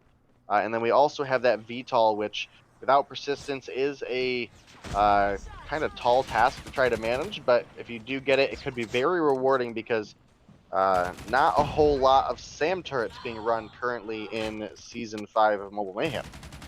Yeah, this is probably the most passive start to a respawn I have ever seen, as we do finally have things starting to heat up. Cortez with 7 on the board. Meanwhile, there are 4 other players that have still yet to pick up a kill. He has obviously found the right angles at the right time, and because of that, we do have Zygnus in control of the B and C flags. Some progress onto A, but a big push on over to C, as we do have XSET getting the double cap for the time being. You can see quite a few players pushing on over for Zygnus right here, and they are, just like that, going to be able to retake A. The double cap remains in their favor, and we'll see that a lot of times. Most of the time, it does end up coming down to who has control of the B flag, which for the entirety of this game has been Zygnus. We got Bear finding a big frag right there. Cortez finding yet another. 8 kills for him, sliding to corner, trying to take out Silva. He's going to be able to do it. 9 on the board. And he is absolutely frying right now and playing a huge role in a really solid start for Zygnus. Yeah, and again, Zygnus, they just seem to have the better rotations. They seem to have the better map control. Bear, who was one of the players that really performed in game 1, actually struggling a little bit down at 5, but that could also be just because Cortez is just soaking up the kills right now. We do actually have S-Thug. I don't know if you caught that substitution, yeah, Bobby, but we do have S-Thug in, and S-Thug has been one of the stronger players for them in the past. With, again, a little bit of a rocky start for him right now, but still a lot of potential for Zygnus, as well as a lot of potential for XSET could turn things around. Again, they're a team that has the skill level. They just seem to struggle a little bit as a team. And right now, I think Cortez is actually playing for a VTOL. We actually pointed that out, the unlikelihood of him actually managing to get a VTOL. It does actually end up backfiring as Mangoes gets a frag right there, and it looks like the C-Cap could potentially go in. We do have Impulsive taking control, but a little bit late in the half for XSET to be doing so, as they already find themselves in a 55-point hole, and that will continue to grow as long as Zygnus does remain in control of the double cap. To be completely honest, this is not too surprising to see, especially given how Zygnus was able to play things relatively close in a 4v5 for the longest time in game number 1. So it's going to take something really, really big for this XSET team to turn things around, as Zygnus has been very dominant, especially with Cortez up at 15 kills. And Cortez, not the player we really expected to be on the lookout here for this team. I mean, again, right off the open, we were like, hey, Bear has had strong performances in the past. We, had the likes of S-Thug, who's been one of the lead slayers in the past. But Cortez absolutely fragged off at the beginning of this game. 15 kills on the board for him. Again, got killed just a couple kills off of that off that VTOL. So, little unfortunate for them. I'm sure they would have liked to go into the second half with that kind of aerial superiority, but so far they're not looking like they're struggling at all moving into the second half. They've got a 60-point lead that is uncontested in their control at this point. We did actually get a B cap coming out of the side of XSET there, but thanks to a couple kills coming through from Zygnus, that looks like it very quickly might flip back on over into Zygnus' favor. Silva's actually got control of trailer right now, so XSET's got a chance at maintaining this control of the B flag. Does find some big kills, the first player to move up into double digits, and he's actually got a cluster strike of his own. Calling that in over onto C, it looks like probably too little too late. Does manage to find a couple of kills, and definitely happy to see him popping off like this. He was one of the players that we did talk about. Struggled a lot, especially in Search and Destroy, so for him to be all the way at the top of his team with 14, definitely a good sign for XSET. And it looks like potentially a triple cap, just barely stopped right there. Medusa's actually going to find a double nade kill, and XSET showing signs of life right now as they actually do manage to secure the triple cap. Yeah, I mean, that's really big for XSET. Definitely not what was looking like the case coming out of round 1. Round 2 also started off looking like it was going to be Zygnus maintaining control, but that very quickly changed. Triple cap does get canceled out here, as we do have Zygnus picking up A. But we are well in territory of XSET being able to win off of a double cap still, so we'll have to see. But Zygnus is able to clear out trailer. They are able to fill up the feed, and they are able to recap B. But just as I say that, Mangoes and Moralto filling up the feed. Oh my goodness! Wow. That was a massive feed for them. Somehow the B cap was stopped, but they're able to hop back on right there, and it's once again a double cap looking like potentially a triple cap for this XSET team, who really was not able to get anything going in the first half. We do have trades going back and forth once again. It's Moralto over on the C side, really just looking to maintain control right now, and even with the time aspect of things in Domination, especially as of the new rule set and everything, it does look like XSET at least has a shot at pulling this one off. Now, I think they probably need to maintain the double cap for probably the majority of the rest of the time, but with Meralto throwing down a Goliath right here, he's going to be able to hop on into it, and if he can make this rotation, it'll be big, but his teammates have to stop the B and C caps. The B cap is not stopped. The C cap is stopped for the time being, but he really needs to get this A cap, as we do actually see C going on over to Zygnus, and potentially hopping in that Goliath may have been a mistake for him, as he had to use so much time making that rotation on over to A. Yeah, it definitely was a big window for XSET to try to open there, but they are struggling quite a bit. Right now, as far as the kill feed goes, it is Cortez leading all players, still 27 for him. Bear not far behind with 21. Medusa has actually really stepped it up for the XSET team here, has 20 kills for himself. And the rest of the team, actually not having a horrible performance. They picked up quite a few kills, but with that cluster strike dropping from, I don't remember who it was, but Cortez. Man, Impulsive picks up a quad though with the War Machine. I mean, this has been so back and forth. I'm pretty sure that Zygnus is almost 100% chance going to win this. Oh, the B cap! I think even with the triple cap, I'm not sure that XSET has enough time to make the comeback happen, just because there's only 40 seconds remaining. And as I say it, we have Zygnus finding even more kills right there. Bear's got an Annihilator in hand. He's going to slide the corner, find another one right there. Even though they've only got the C cap, it is a close to 40-point lead, and you got to keep in mind only 20 seconds remaining. Just not enough time to work with for this XSET team. Bear finds a big feed toward the end of the game right there. Going to call in that Pred missile, find another kill for himself. Time dwindling down. The cluster strike's going to go in as well. He wants to get as many kills as possible. He's shooting bodies. Mangos tries to make the rotation. He's going to be able to turn and get the frag, but time is up, as Zygnus does end up coming out on top, 191 to 150. And that was actually a much closer game than I expected it to be, especially in the second half. I mean, going into the second half, it was I think like a 60-point lead for the side of Zygnus. So absolutely huge performance out of them, but XSET showed plenty of signs of life in the second half. Mangos ended up 20 and 22. Medusa 24 and 22. Impulsive did struggle quite a bit, 19 and 26. But man, Bear just absolute MVP here on the side of Zygnus. Top fragged in the Hardpoint game, despite being down a player. I believe went 7 and 7 in the Search and Destroy matchup, and then to close things out, 29 and 14. Absolutely incredible from him. Cortez as well, 34 and 17, double positive, big numbers for them.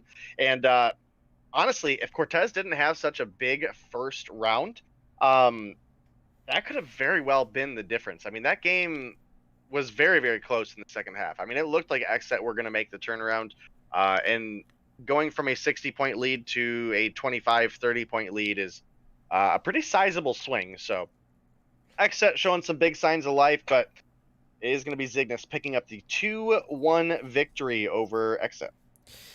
Yeah, another thing to keep in mind, Silva is one of the people we pointed out was having a really good half, and I think he was last time I looked at him, he was at 13 or 14 kills, finished the game with only 15.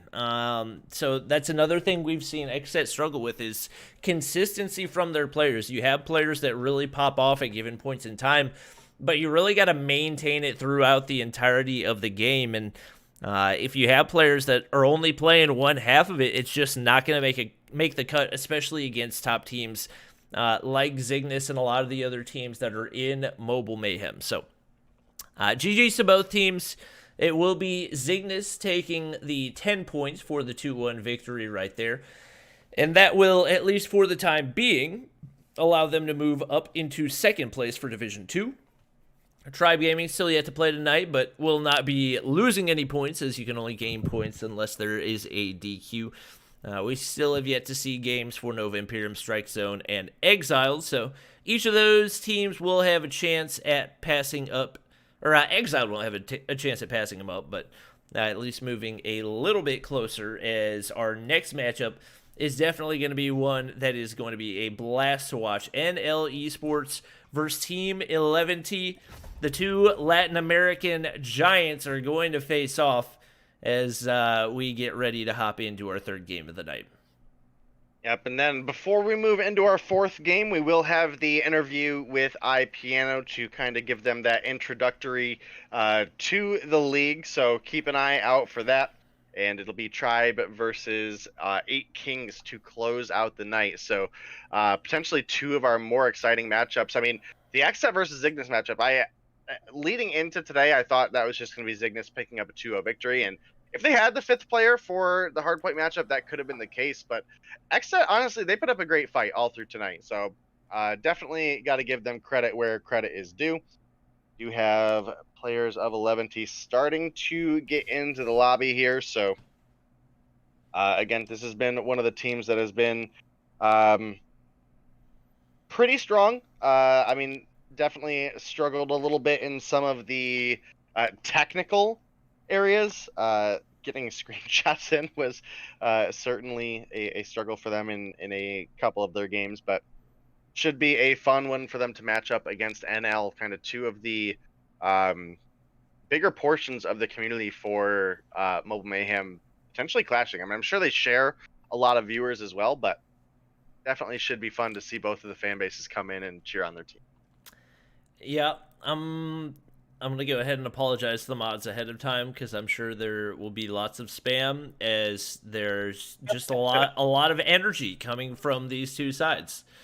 We do have, I believe, actually I think that's the manager for 11D, so all but one player loaded in for them, and just waiting for the rest of NL to join up. We will go ahead and take a look at our maps and bans real quick, as you can see right here. NL Esports, as far as their map ban, banning Hardpoint on Summit, 11T banning Search and Destroy on Crossfire. As far as weapon bans, NL banning the Man-O-War and 11T banning the ASM-10. So Arctic 50 could potentially come into play. Obviously, we'll probably have a decent amount of DRHs as well, and probably some HVKs as usual. For game number 1, Crash Hardpoint. Game number 2, Raid, Search and Destroy. And if it does come down to it, we will have Firing Range Domination for game number 3. Yeah, definitely should be a fun matchup, as we do have Paludi, the manager of NL, in the lobby, hanging out with us for a minute while we get the teams sorted on out. I am interested to see who the final member of 11T is going to be, or if it is just Super going to be playing. Not entirely sure yet out of them. Looking at their roster, I would say normally we have Just would be the player that would be filling in that role, but that will actually likely be the case, because Super is, I don't think, actually on their roster. So do I have any mods in Trovo chat? I'm not sure if I do. hopefully. I don't think I have any mods in Trovo chat. Wait, I see Zillionaire. He's there. Okay. Hopefully he can get some people there to help him out as well, but in the meantime, he Zim should be in chat too. yeah, what the heck, Zim? We give you all this power for what? There we go. He said, I am Zim. I All right. am Zim. Day, who do you have, Kong or Godzilla?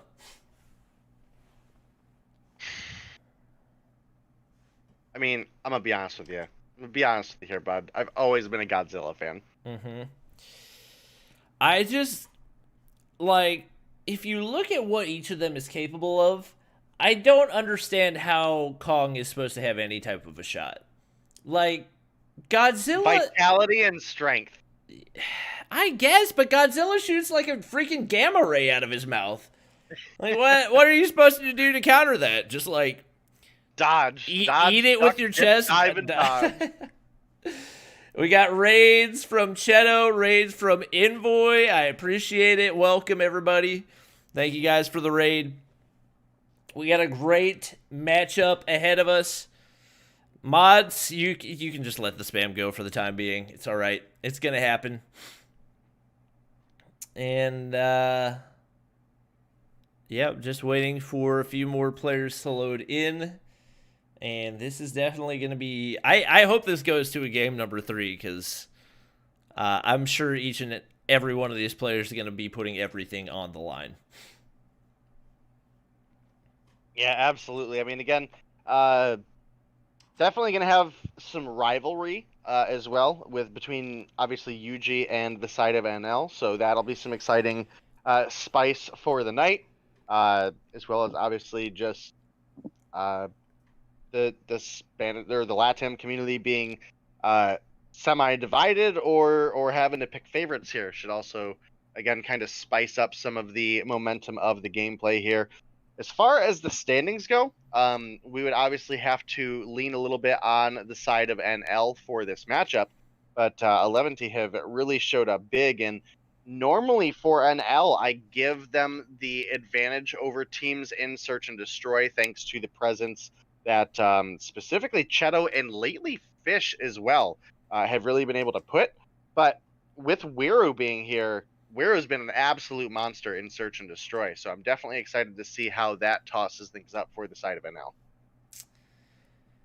Yeah, I think I've got a feeling that Wiru is going to be kind of the X factor in this one.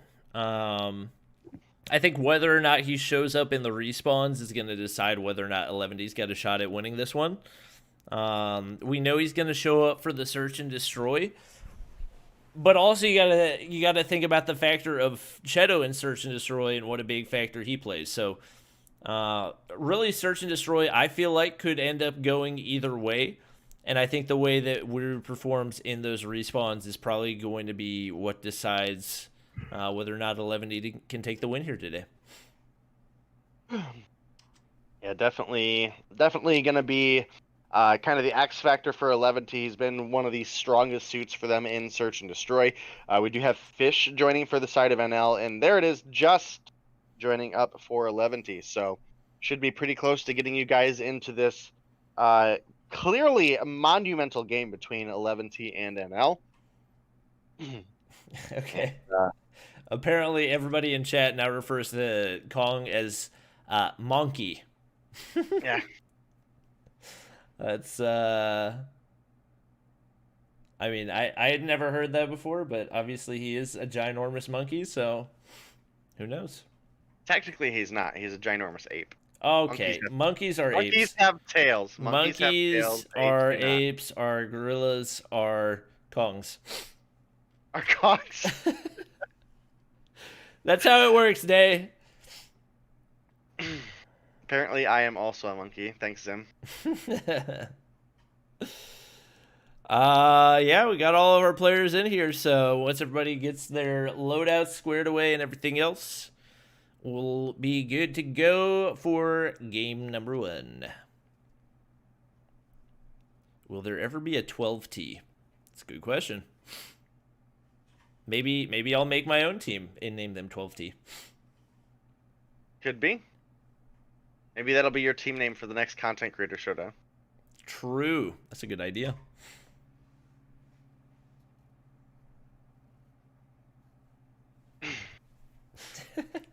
Definitely got a ton of NL love in chat right now. A ton of NL love in chat and a ton of Kong love in chat. Yeah. I think there might be more Kong love than there is NL love. Oh my goodness. This is ridiculous.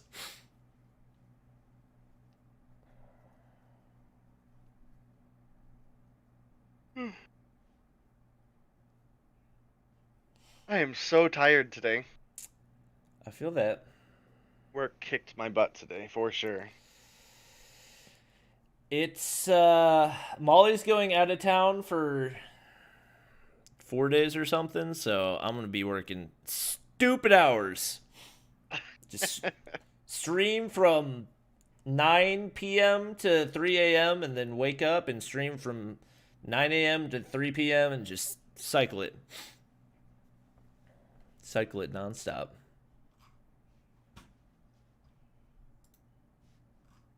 Gotta get them viewer hours, bro. True. I think our admins are trying to get everybody started. We moved ours here to avoid it. Okay. The spam likely means that everybody's got their verification screenshots turned in, so we are now just waiting on the players. Yes, everybody, I know you all are terribly upset about my logo positioning, but last time I moved the logo and then everybody complained it was too low, and then I moved it back and everybody complained it was too high. So you know what? We're just going to put it smack dab in the middle of the screen. We'll see how people like it then. Probably won't. Probably not. No matter where you put it, someone will complain. True. Parka with the host, and just like that, ladies and gentlemen, we are good to go for game number 1. And thank you guys on both sides of the fence here for the raids. We definitely appreciate it, as we are boiling down into game 1 between NL and 11T. Again, obviously, some big rivalry between these two teams, specifically looking at the likes of UG and his former teammates being Cheto and Envoy. Yeah, we do have 11D pushing on into the hardpoint. Parka playing the OBJ. He's going to get spotted from top 3-story by Envoy. It's going to be clear for the time being, as Cheto's going to hop on and grab maybe a second of time right there. And right now, you got to expect the battle for 3-story is going to be the most important thing, as we do see multiple players up top for 11D. That's going to allow Wiru to stay safe on the point for the time being. We do have Retro making the push in, finds a couple kills. Cheto trying to find a player on the stairs, but Yuji is waiting up top with an RPG. Cheto laying down some more shots, but not going to be able to take out Wiru. And it is a full-on collapse for 11T. Yuji, 4 kills on the board, and now looking to extend their control and try to push out a little bit and see if they can hold back this NL team, who has been able to stack a little bit of a lead, but typically P1... not nearly as important as control of P2. Yeah, but they did get themselves quite a bit of points, which does give them a little bit of a cushion. Spoiler alert, there has been a little bit of body shooting already going on, so we'll have to see. Wait, who shot who? I need to know. I believe it was Yuji shot Envoy's body on top of the story. So. Ooh, former teammates. Maybe a little bad blood right here. Yushi's actually got 6 kills on the board right now, so showing that he absolutely came to play. He's going to be able to take out Fish, and it's Raven actually finding a 2-piece right there as he moves up to 5 kills on the board. Yeah, big plays coming out of UG with the shotgun, which, you know, we haven't seen too many shotguns of any flavor in Mobile Mayhem for quite a bit, and does look like maybe this season will be a little bit of the return. Obviously, we have UG right now with the shotgun, as well as, obviously, we had mentioned earlier that 8 Kings will be likely using some shotgun action as well. But, man, UG 10 kills on the board. Yep, he is really going in right now. He's actually got a Peacekeeper to work with, too. He's going to spot Envoy. Envoy actually ends up winning that gunfight right there, and trying to keep things even, as this has been a very evenly played hardpoint so far. Only 10 points separating these two teams, as nobody's really been able to hold on any of these hardpoints. Now, with the operators starting to come into play, it should allow one team to likely build the gap a little bit. We actually see Just getting a kill right there. That's going to be big for a number of reasons. Clears out that top long angle, but it also gets him a cluster strike, and it also is going to get him a Goliath. So he's not able to get maximum kills from that, but really big value for him, as we do have NL pushing in to get a little bit of scrap time right there, but they also need to be focusing on that rotation on over to P4 as well. Yeah, definitely a spicy matchup between these two teams. Again, moving on in, we would expect based on just the raw numbers that NL would have had a little bit of the advantage here, but we do have no Tatio at least so far tonight, and it looks like 11T are looking to take advantage of that as much as they can. They're sitting up a couple points right now, but we do have NL with control of P4, and P4 and P5 are incredibly punishing on this map. Maybe not so much as Summit P3 and P4, but definitely you can get some pretty bad spawns here. And man, 11 team made a really big break onto P4. They were able to get the anchor. They were able to make the rotation. And it looks like they are trying to get over to perhaps get anchor for a P5 as well. But NL was able to get the stop there. And with these last 10 points very likely flipping on over to 11T side, they'll go into P5 with about a 40-point advantage, but they will not have point control. So assuming NL are able to get a good hold on P5 here, we very likely could see a small lead flip back into their favor before returning to P1. But Wiru is able to find the dome of fish there, just finds Envoy. Wiru finds Raven as well. This could be a massive break for 11 here. They're able to push on in, but Raven maybe saving the day for the team, picks up a big triple kill with that Pred missile. Yeah, and honestly, the biggest missed opportunity there for 11T is not so much that they almost got broken, but really that they gave up any time on the right on the entry. So there's pretty much no shot that we see NL get any type of a break right here, especially with the way that the kills have been going. 11T has been in complete control, and if you are this NL team, you probably do want to go ahead and start making those rotations. As you've seen the lead start to grow and grow, Yuji finds another one right there. He's moved up to 20 kills on the board, and right now 11T absolutely dominating after what looked like it was going to be a really close game. Yeah, and I mean, it definitely is a little bit of a struggle for the side of NL to not have Tatio, who's been kind of one of their anchor players. And man, Yuji's just frying right now. 24 kills on the board for him. I mean, and again, with the shotgun of all things, that we haven't seen too much out of him specifically, let alone in Mobile Mayhem as a whole. They've been in a pretty rough spot as far as the balance and meta goes. And Yuji is making it look, honestly, just look easy right now. Wiru, you know, we kind of looked at him as one of the players that had to show up in this matchup for the respawns if they wanted to have an edge, because we know he's going to show up in Search and Destroy, and he's been doing so. 16 kills on the board as well, so this very well could be, I don't really want to call it a upset, but definitely as far as the leaderboards have been looking, not necessarily how we would have expected this game to have gone. Yep, just chilling at the bottom of P2. He's still inside that Goliath with 350 HP to work with. 3 players looking to push right now for NL. They are getting shut down. 3 straight kills for him. He does finally get the overheat. That's going to allow Envoy to get the kill with the War Machine. We do have NL taking control of P2, but they need to get a really good hold right here, probably close to max time if they want to have a shot. Obviously, could potentially get some breaks, and we see Envoy getting really big value, as well as Fish finding a couple frags right there as well. But they need to get more NL players on the inside of this hill, as we do see a push starting to mount. And Yuji, once again, making the play.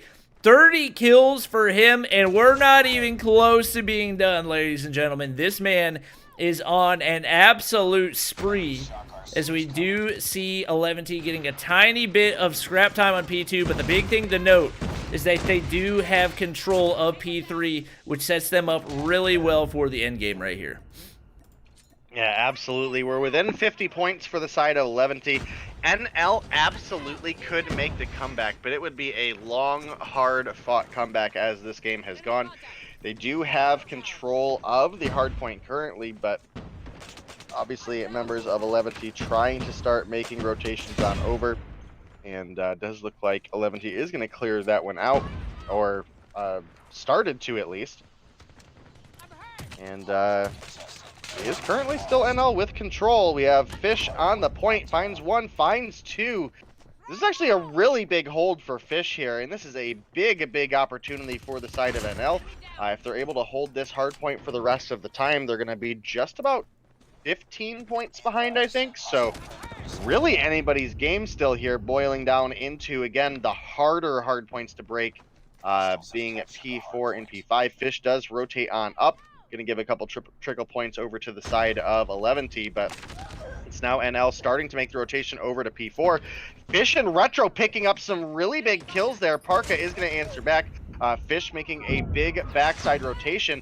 NL looking to get the anchor. If NL can get an anchor here, there's a lot of potential for them to turn things around. We do have Fish picking up the kill onto Just with the Pred missile here, as well as looking for the kill onto Wiro, but Wiro finds his head through the bush. That may be what 11T needed to close things out. NL getting the short stick on the respawns here.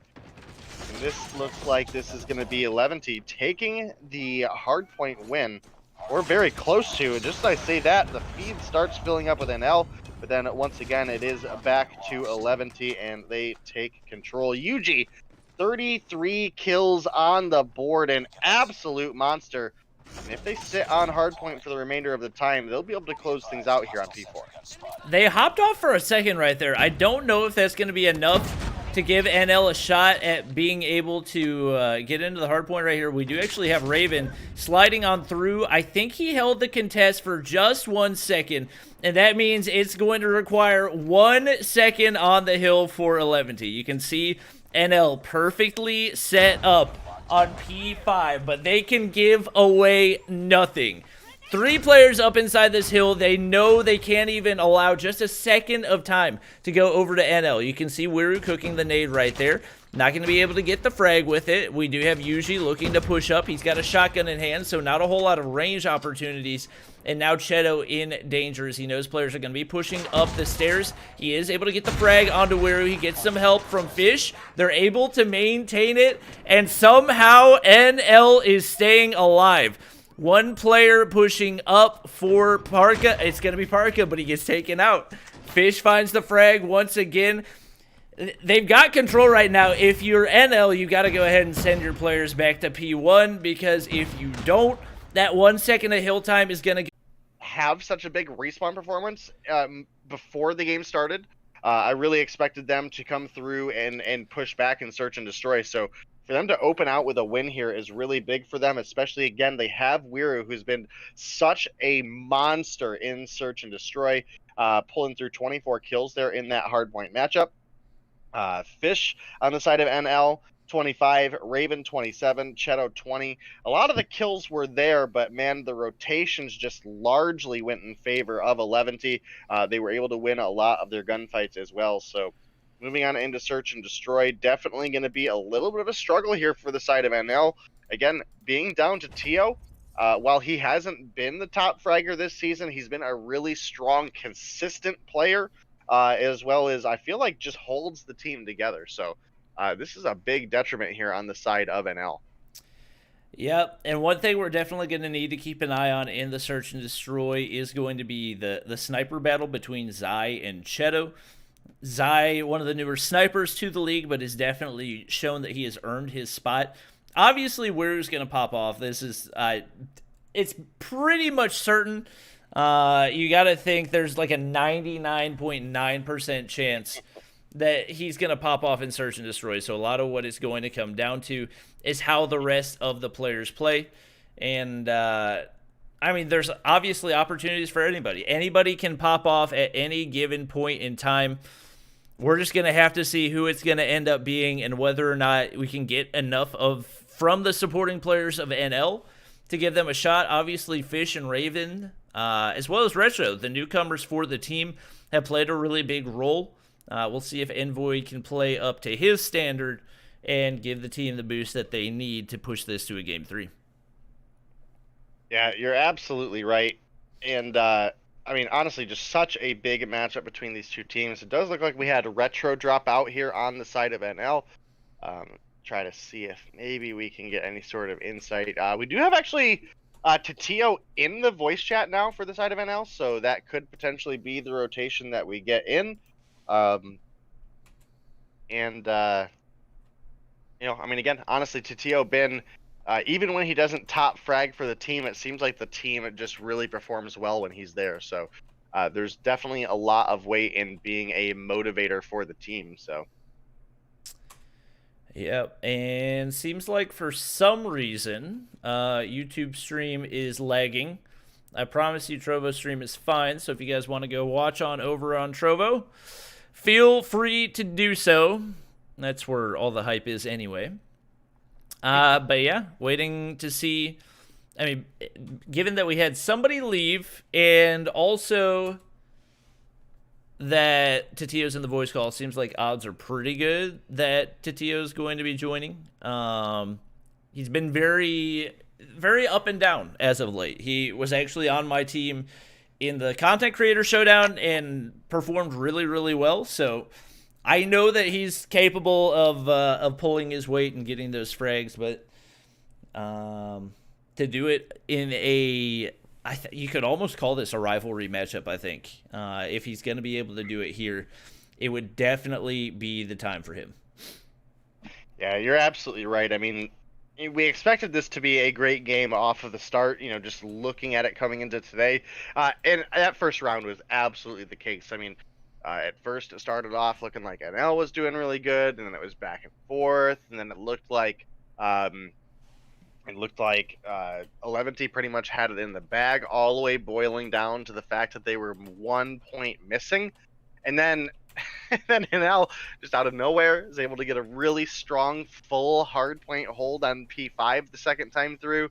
And then moving into the third round of P1, where it all ended, it did boil down to a 1v1 gunfight between UG and I believe Retro. And UG was able to get the pick with the shotgun there. So really, really strong performance out of both of these teams. Really a great way to start out the match. Yeah. And so we do have players starting to ready up for both of these teams. We are just still waiting on one player to come through for the side of NL here. Does look like we have Mod in their chat getting everybody verified. And again, we did have Retro drop and Tatio joined as far as the Discord call went. So you would expect to see Tatio join in here. And again, I think he's just, even when he underperforms, it feels like the team just performs better when he's here. So I do think this should give us a really, really exciting search and destroy matchup to follow up that really, really phenomenal hardpoint game we had. Yeah, for sure. Excited to get into game number 2. This is, I'm not going to lie, this is the most consistent viewership I've ever seen in between a match. We finished the game with 1.1k viewers on Trovo, and we still have 1.1k. So that shows you just how excited people are to see the second half of this matchup as we do try to figure out who is going to be in play for NL. Admins are having people ready up. I don't know if that means we're in a 4v5, which would be surprising. It would certainly be not great. Yeah.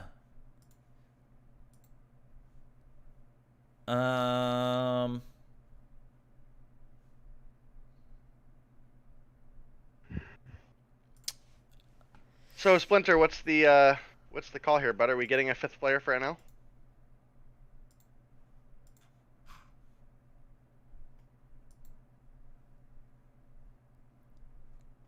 Let's see.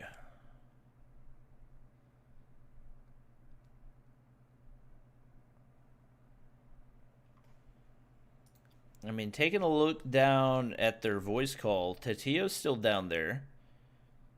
All right, looks like, yeah, we're waiting on NL's 5th. So. Gotcha. Okay. Well, hopefully we should be able to get that squared away soon, and after that we can hop into it. Chat, who thinks that I should play Warzone with Day and Zim and Marshy after stream on Thursday. God, it's so late, dude. Type 1 in chat if you think that we should do it. Can we do it Friday night instead? I could probably also do Friday night, yes. Okay, because I got to work at 7 o'clock in the morning on Friday. All right. Let's find somebody else to play after TROVO or Mobile Mayhem then. Just Warzone every night. Oh my gosh. My arms are so sore. This is what I get for not working out. Kind of want to get Cold War for zombies too. I played zombies a little bit. I don't know. Something about zombies, I just can't. I can't play it for more than like a day or two. It just gets too repetitive for me, I think. I usually don't play it for more than like a game or two. Yeah, exactly. But it's a nice break here and there to just run around and trash your friends, honestly. Yeah. And You died, scrub. What are you doing?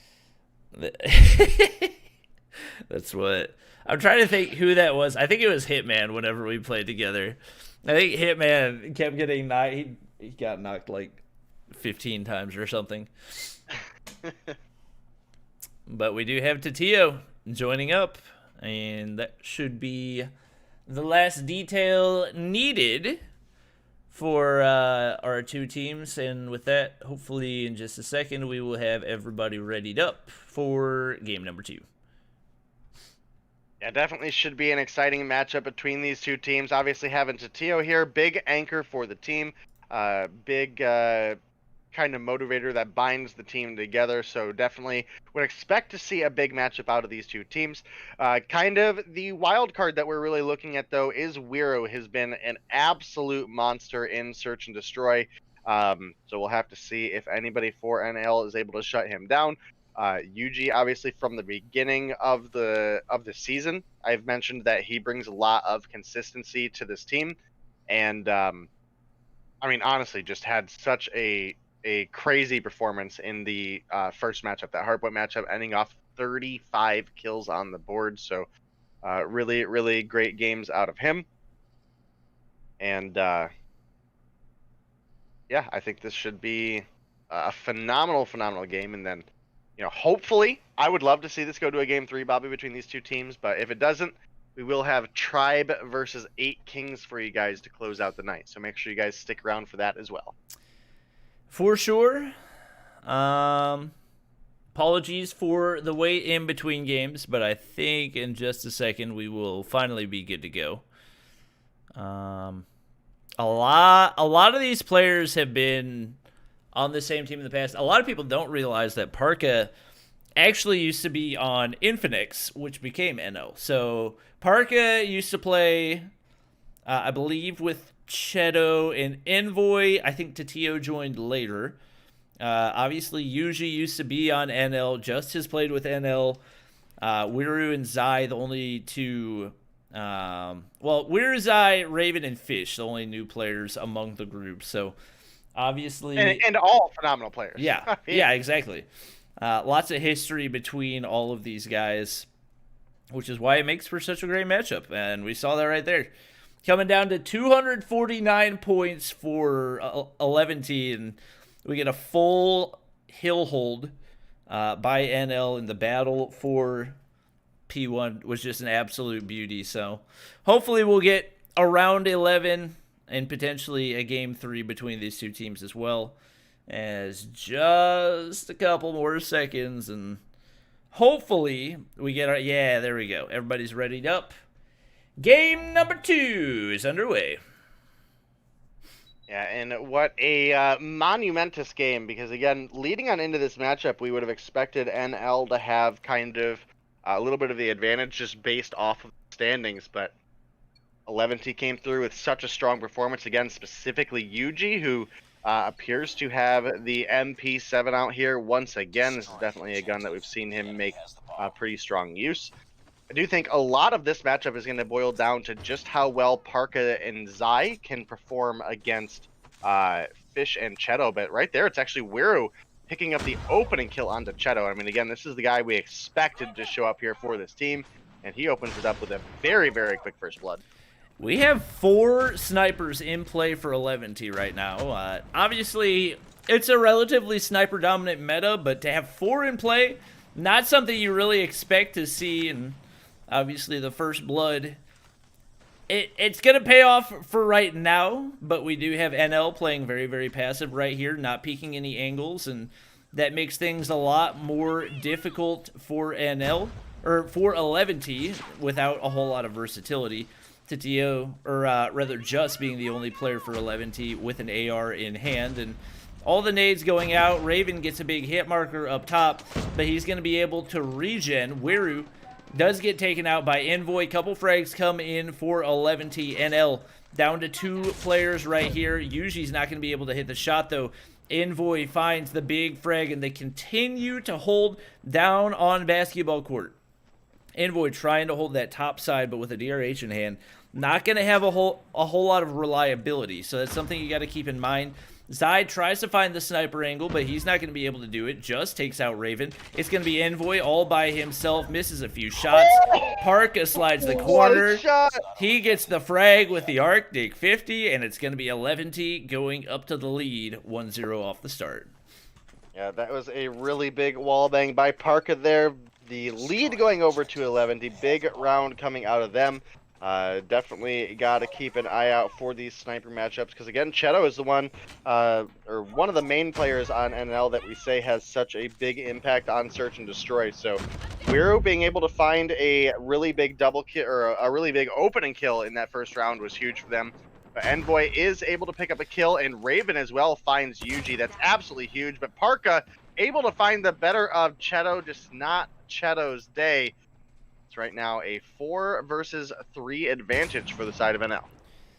And we don't typically think of Parka as a sniper. We think of him typically as an AR player, an OBJ player. So for him to pull it out, 3 kills off the start, definitely really, really good for 11T. Obviously, NL has the man advantage, but Wiru, the perfect wall bang onto Envoy right there. That is massive. FMJ plus stopping power. Too good. Raven returns fire, gets the frag. It's a man advantage once again for NL. Shots going down onto poolside. It's going to be Parka all by himself. He's not going to be able to hit the shots. The 2-piece goes in for Fish, and it will be NL tying things up at 1-1. And Fish has been such a big pickup for this NL roster here. We pretty consistently are seeing him at the top of the leaderboard for this team, which, I mean, again, gives kind of a little bit of a cushion to the side of, or the likes of Cheto, Envoy, and Yuji, Cheto, Envoy, and Tio, who obviously are making that transition still over from tablet to phone.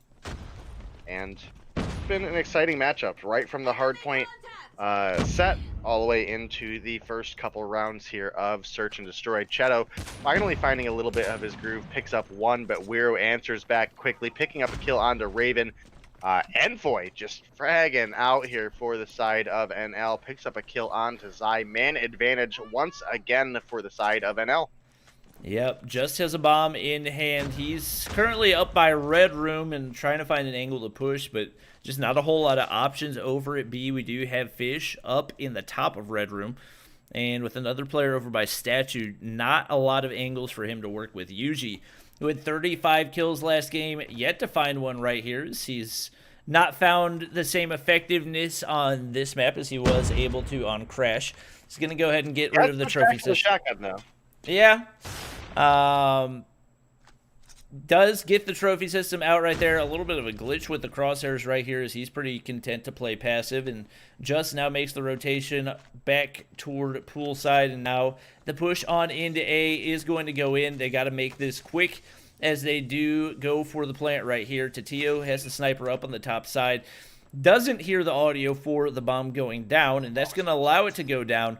We'll see if these 2 players are able to make the hold. You can see just playing the cabana right here, Yuji playing that top side where he's been pretty much the entire time. Just is going to actually push back, and that's going to leave him pretty exposed to snipers in that sniper's nest. Finds 1 kill, can't make it 2. Yuji now all by himself, a 1v3. He spots Fish right there, misses the first 2 shots. You got to hit those if you're going to give your team a shot at clutching the 1v3, and he just has not been able to make it happen so far in this game, and it is going to be NL going up to the 2-1 lead. Yeah, and this has been such an exciting matchup here. The snipers left and right. Yuji did make that switch back over to the shotgun that we saw him use in the hardpoint matchup that netted him 35 kills. Still unable to find anything here in Search and Destroy. Wiro showing up, but just showing up pretty average with his team as far as, 3 kills for him, 3 for Parka, 3 for Just, Zai, and Yuji both struggling. NL as well. I mean, kind of, for the most part, shared weight across the team with the exception of Envoy, obviously fragging like a madman. Does get picked off by Yuji there, so again, a little bit of rivalry between these guys here. And definitely going to be an exciting matchup ahead of us here. I would love to see this go to a game 11, or a round 11, game 3 domination between these two teams. Raven does get the kill onto Yuji. 4 versus 4. We still have a bomb in the hands of Just, who is honestly, he's playing so far back at this point. Not super common for the bomb carrier to be the one watching the backside. Yeah, you would typically think that the bomb carrier would be the one pushing up toward the side, or at least somebody clearing the way up ahead of him. Just has an encounter right there, and he's actually able to get the frag onto Raven. That could potentially open things up a little bit, but as I say that, Tatio hits the wall bang, and that's just typically not an angle that you want to peek, especially if you're the bomb carrier. So now we have 11T. He has to go all the way back, go pick up the bomb, and they've also got to contend with the snipers on the inside of Kitchen. They do manage to pick up the bomb, but Tatio takes out Zai as well.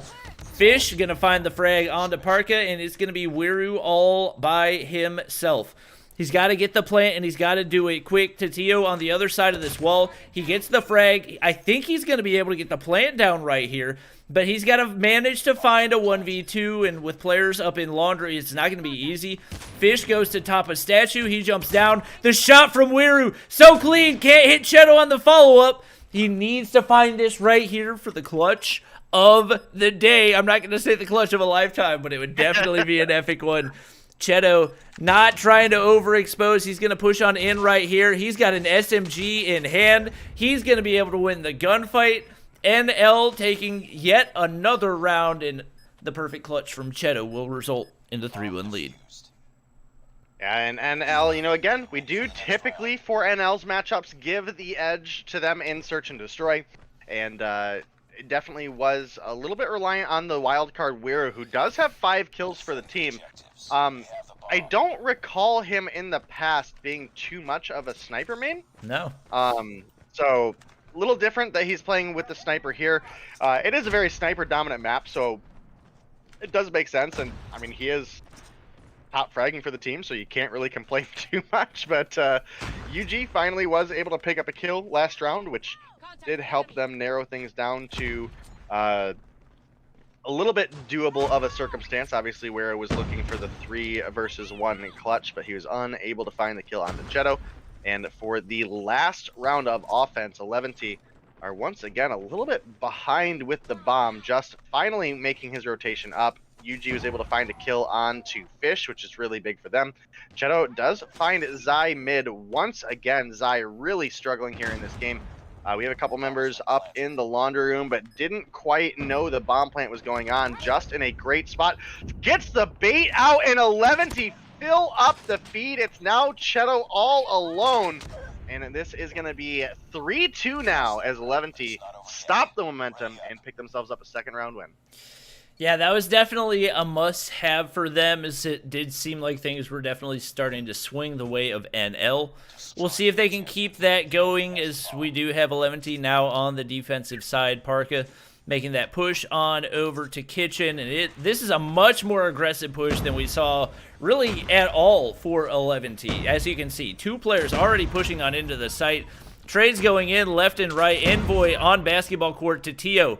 Still alive, getting those frags. It is going to be a man advantage for NL right here. Is the aggressive approach paying off, at least so far. We'll see if they can continue to hold. We do have Wiru getting a big sniper kill right there. A perfectly placed nade from Tatio, but not going to be able to get the frag off of it. Wiru trying to make the push on in. And he's going to pull out the sniper. Obviously, nobody for NL peeking any of these angles. Raven finds one onto Yuji. Can't quite find the frag onto Wiru, and he's going to be able to take out Envoy. That's going to be huge, but I don't know if they've got the time. Tatio's still alive. He's going to try to cause issues, but he's not able to win the gunfight. Parka comes out on top, tied for top frag with his teammate Wiru. He's going to get the defuse right there, and just like that, 11D has tied things up at 3-3. Yeah, that was a huge clutch comeback for 11T there. NL had the player advantage early on. They got the bomb plant down. That was forcing 11T to work against the clock, and they were able to find it. Obviously, a rough situation to be in for Tatio there, being the only one remaining to plant or to defend the bomb in the remaining couple seconds versus two very, very strong members of 11T. Still a lot of this riding a lot on the main three players of 11T here, and Wiru, Parka in just 7, 7, and 6. Yuji has been able to find a third kill, but does get dropped by Envoy there. Zai massively struggling in this matchup, though. Once again gets dropped by Cheto. That is absolutely huge for NL. Cheto actually finds Just as well. Raven finds Wiru, and Envoy finds Parka.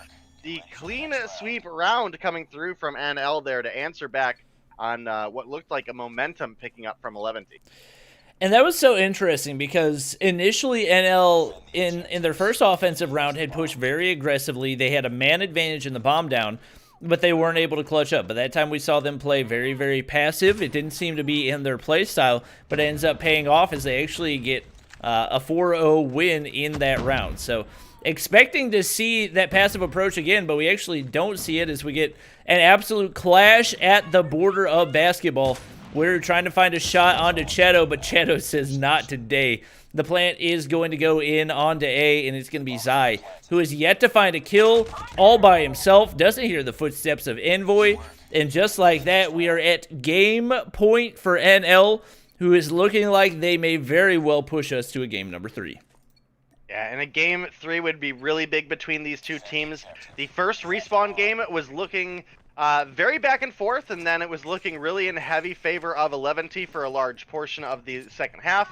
And Al put up a really, really strong hold as they held P5 the entire time. So, and that was without Tatio. So, having Tatio back again, kind of the glue that holds this team together. You would expect them to, or expect him to do a little bit better in the respawns there. He's one of the top slayers for the team as we see him right now, tied up with Raven at 7 kills, but it has been a lot of Envoy carrying over on the side of NL, with the rest of the team kind of having shared weight.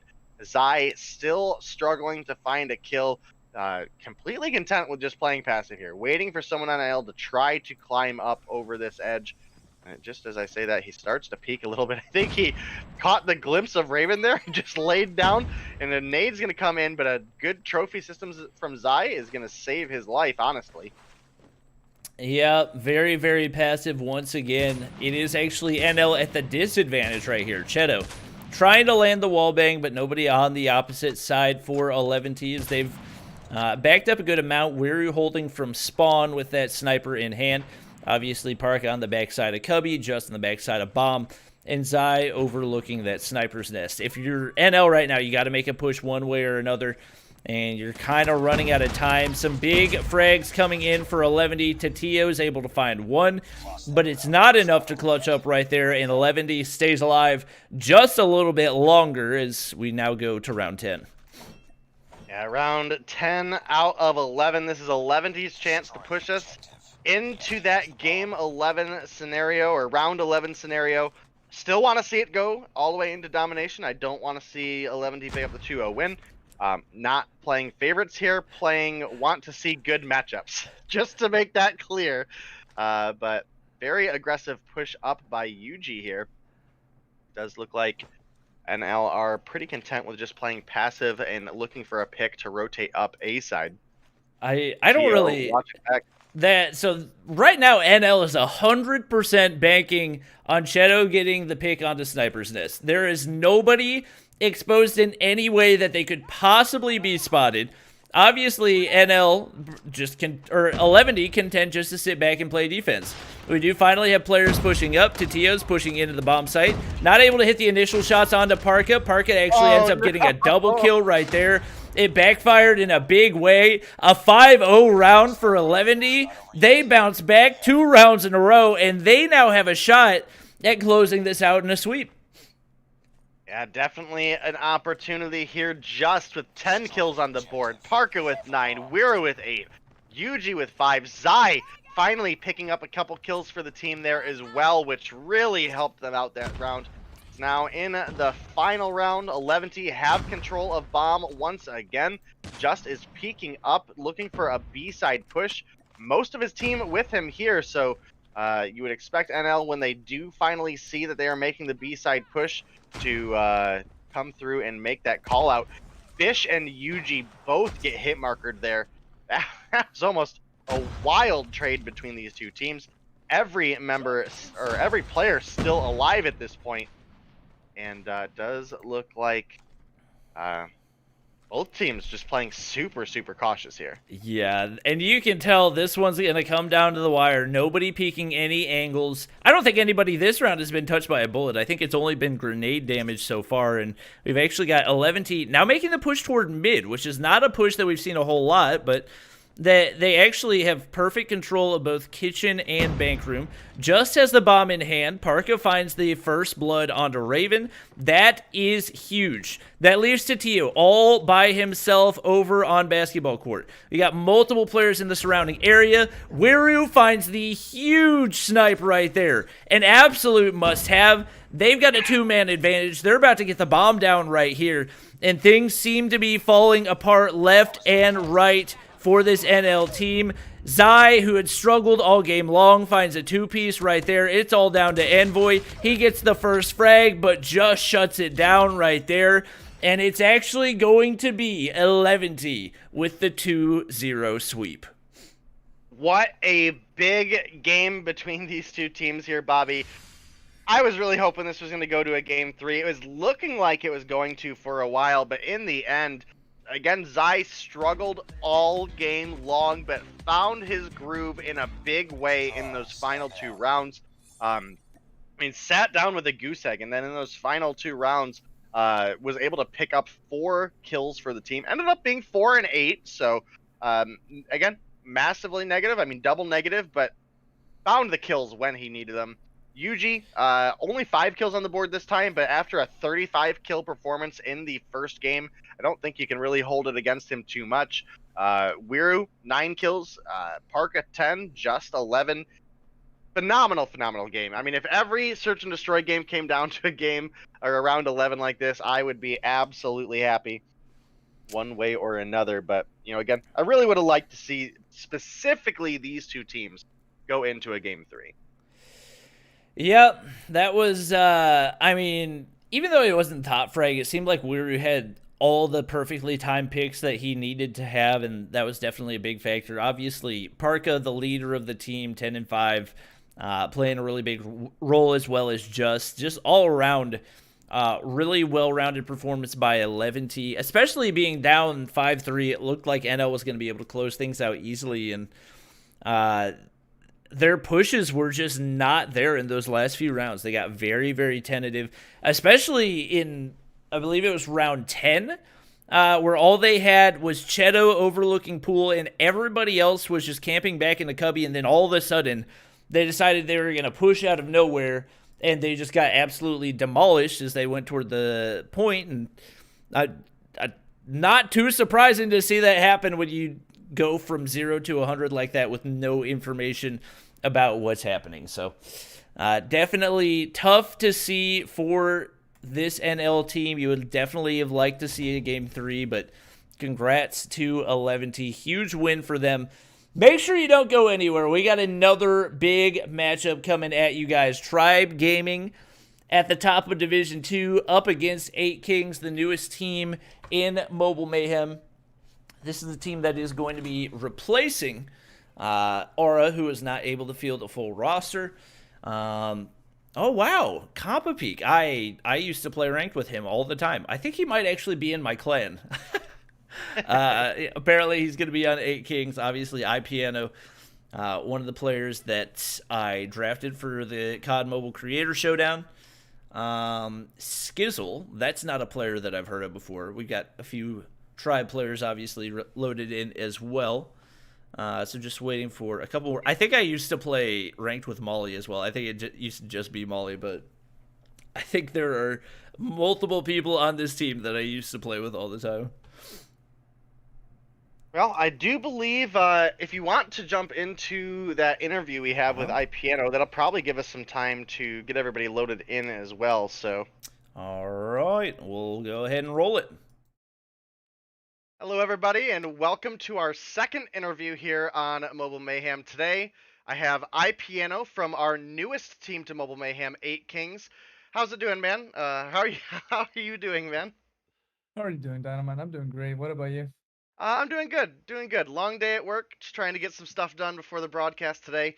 Obviously, you guys have a really, really big opening matchup for you guys. I believe you're up against Tribe today. We are against Stripe today.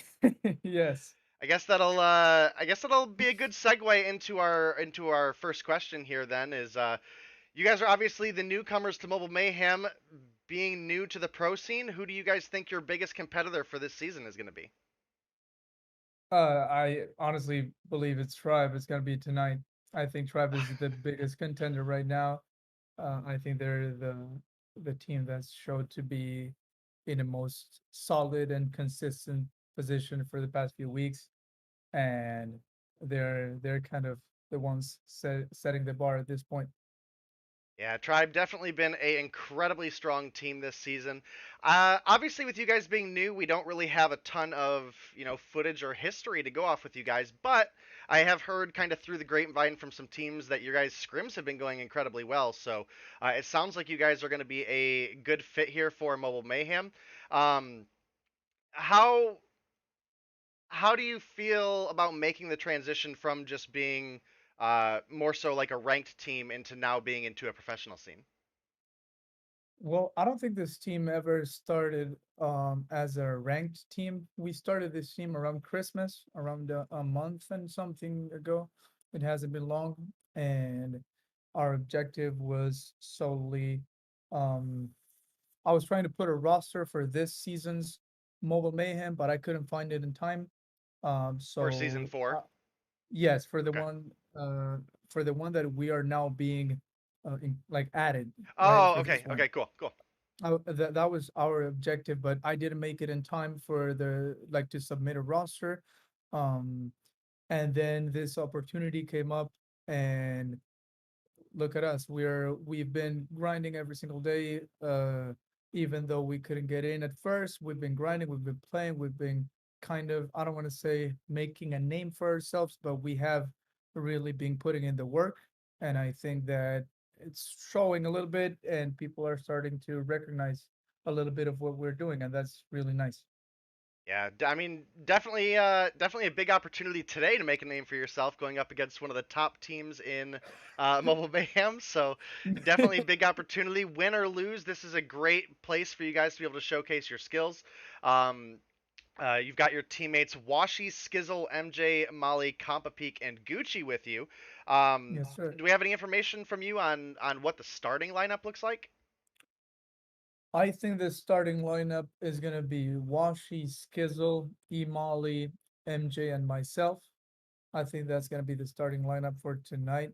Um, I Skizzle is my OBJ partner. Skizzle is my rock. If I die in the hardpoint, he's the guy who gets the refrag and gets in there. MJ and Molly are more of my slayers, my AR dudes, the people who make sure that they don't. If there's people who get into the point, it's not five of them; it's just two or one. And then I got Washi looking, towering over everyone with his sniper, making sure that nobody sneaks up on us from any weird angles. That's good. That's good. I actually did pop into your stream a little bit over this past weekend. I seen you guys were practicing a bit of search and destroy. You did. You I did. You didn't did. I say did. anything. I didn't see you. I was at work. I popped in. I gave you a follow. I watched for a little bit and tried to get some stuff done, paperwork wise. But yeah, I popped in. You guys were practicing some search and destroy. So what's your favorite game mode, or perhaps the team's favorite game mode, so we have a little something to expect? Uh, I think this team has a very, very solid hardpoint. Um, we are good on rotations. We are, and our second. I mean, we're very comfortable with search and destroy and hardpoint. We try not to let it go to the third game if possible. So far it has worked, and yeah, we hope to keep it that way. We hope to keep. We know the tribe's gonna be a tough one, but if we can like carry out the game plan that we have, everything should work itself out. Awesome, awesome. Definitely, again, tough matchup for you guys here tonight, but definitely a place for you to showcase your skills. Obviously, we know we're excited to have you, and we'll see you in more matchups to come as well. Do you have anything else you would like to, just kind of give chat as an insight to what you guys have going on or what to expect? What to expect? Um, you can expect a shotgun, for sure. Oh, You can expect a shotgun and something hardpoint, but that's not gonna be news for Tribe. We've been playing together for a while. Much else to say. I would like to thank Mobile Mayhem for the opportunity to be here, and thank you guys for having us. And we are really grateful to be here. And we're gonna make our biggest effort to make it competitive and healthy and good entertainment to watch. all right. Well, thank you so much, Piano, for joining us, and we are excited to have you guys here, and good luck in your games tonight.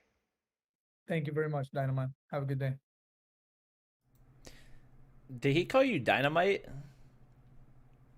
No. I think he called you Dynamite.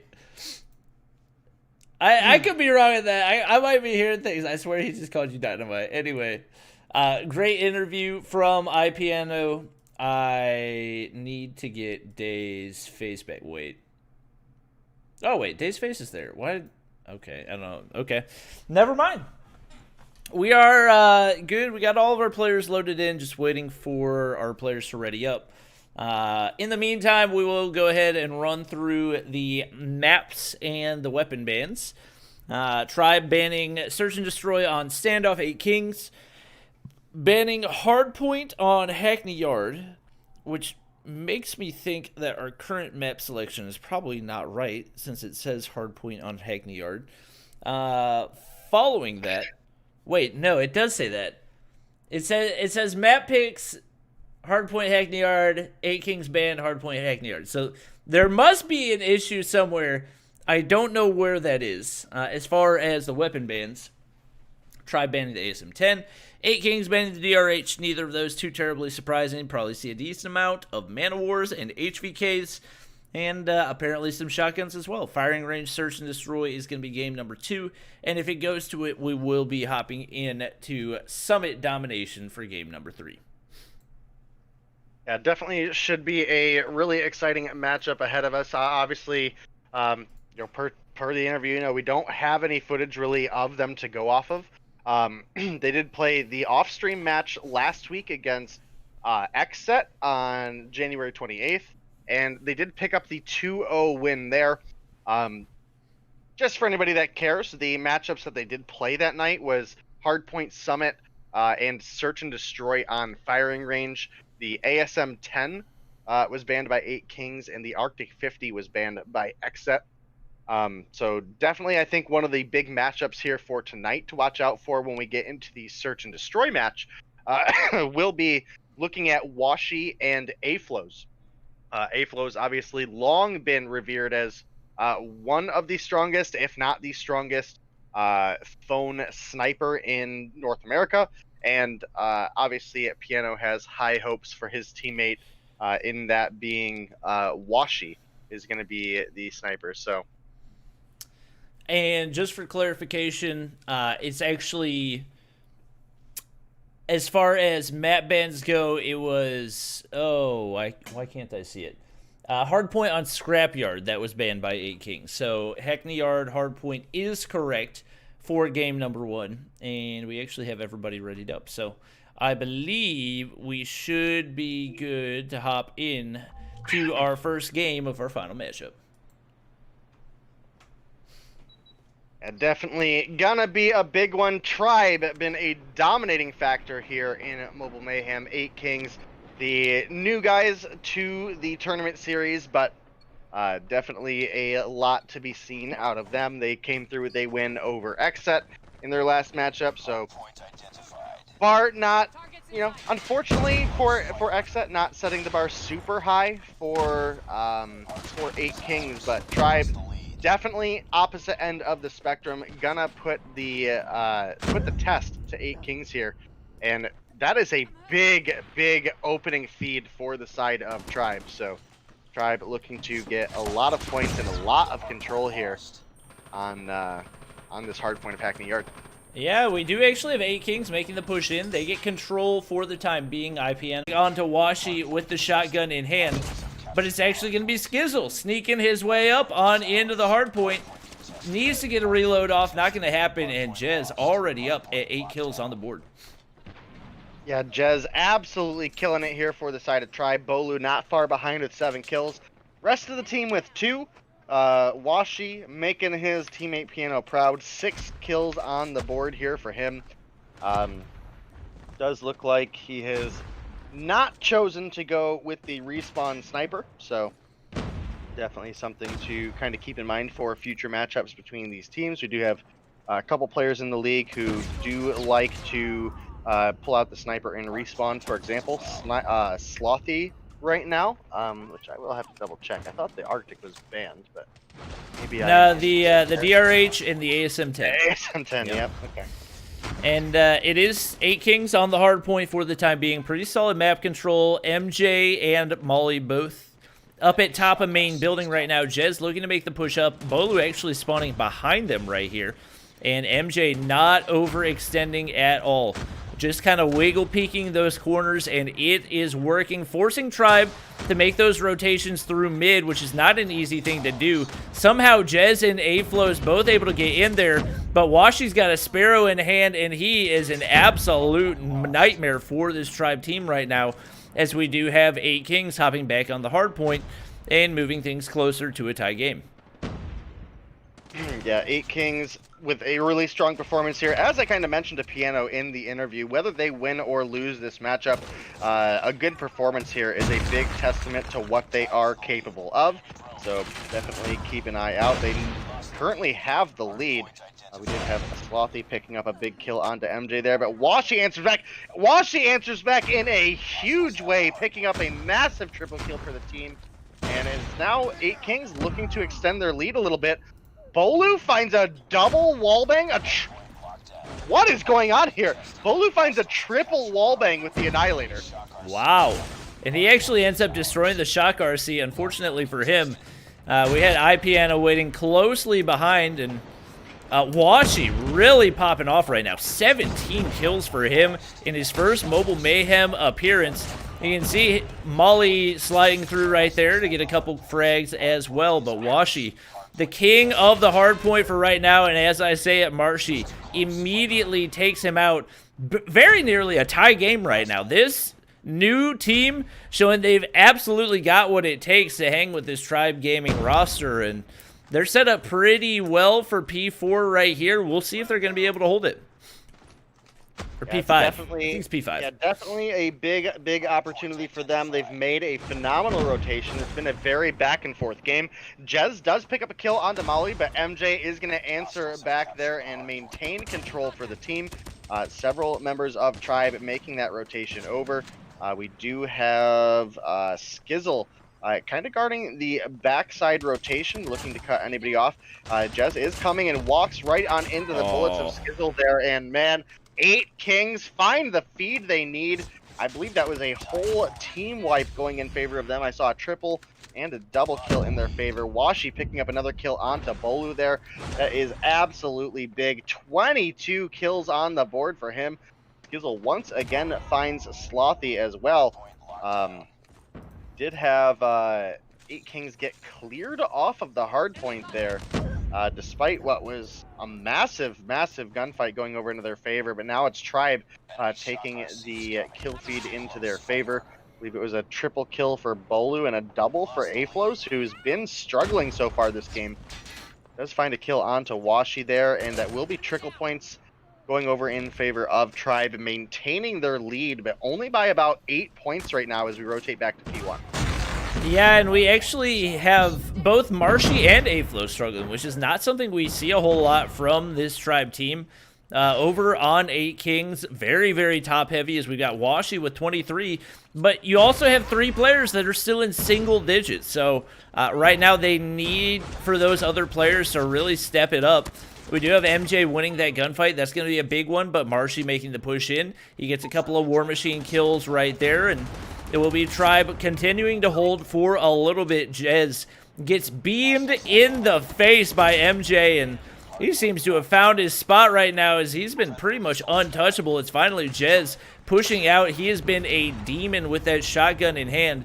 And Bolu, the OBJ player for Tribe Gaming, holding down this hard point and looking like he's going to be able to get pretty close to full time following them getting that break.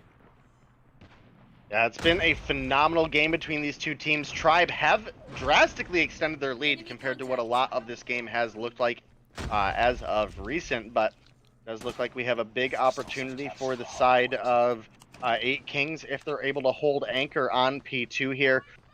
We do have a little bit of flicker going on there as Slothy and Flows and Bolu all pick up a kill. Bolu actually picks up a double, and this is going to be Tribe taking control once again, extending their lead from about 50 to very likely, if they're able to hold this hard point, which is going to be very hard to contest with the respawns that the side of 8 Kings just got. We do have a couple bullets getting spread out by Washi there.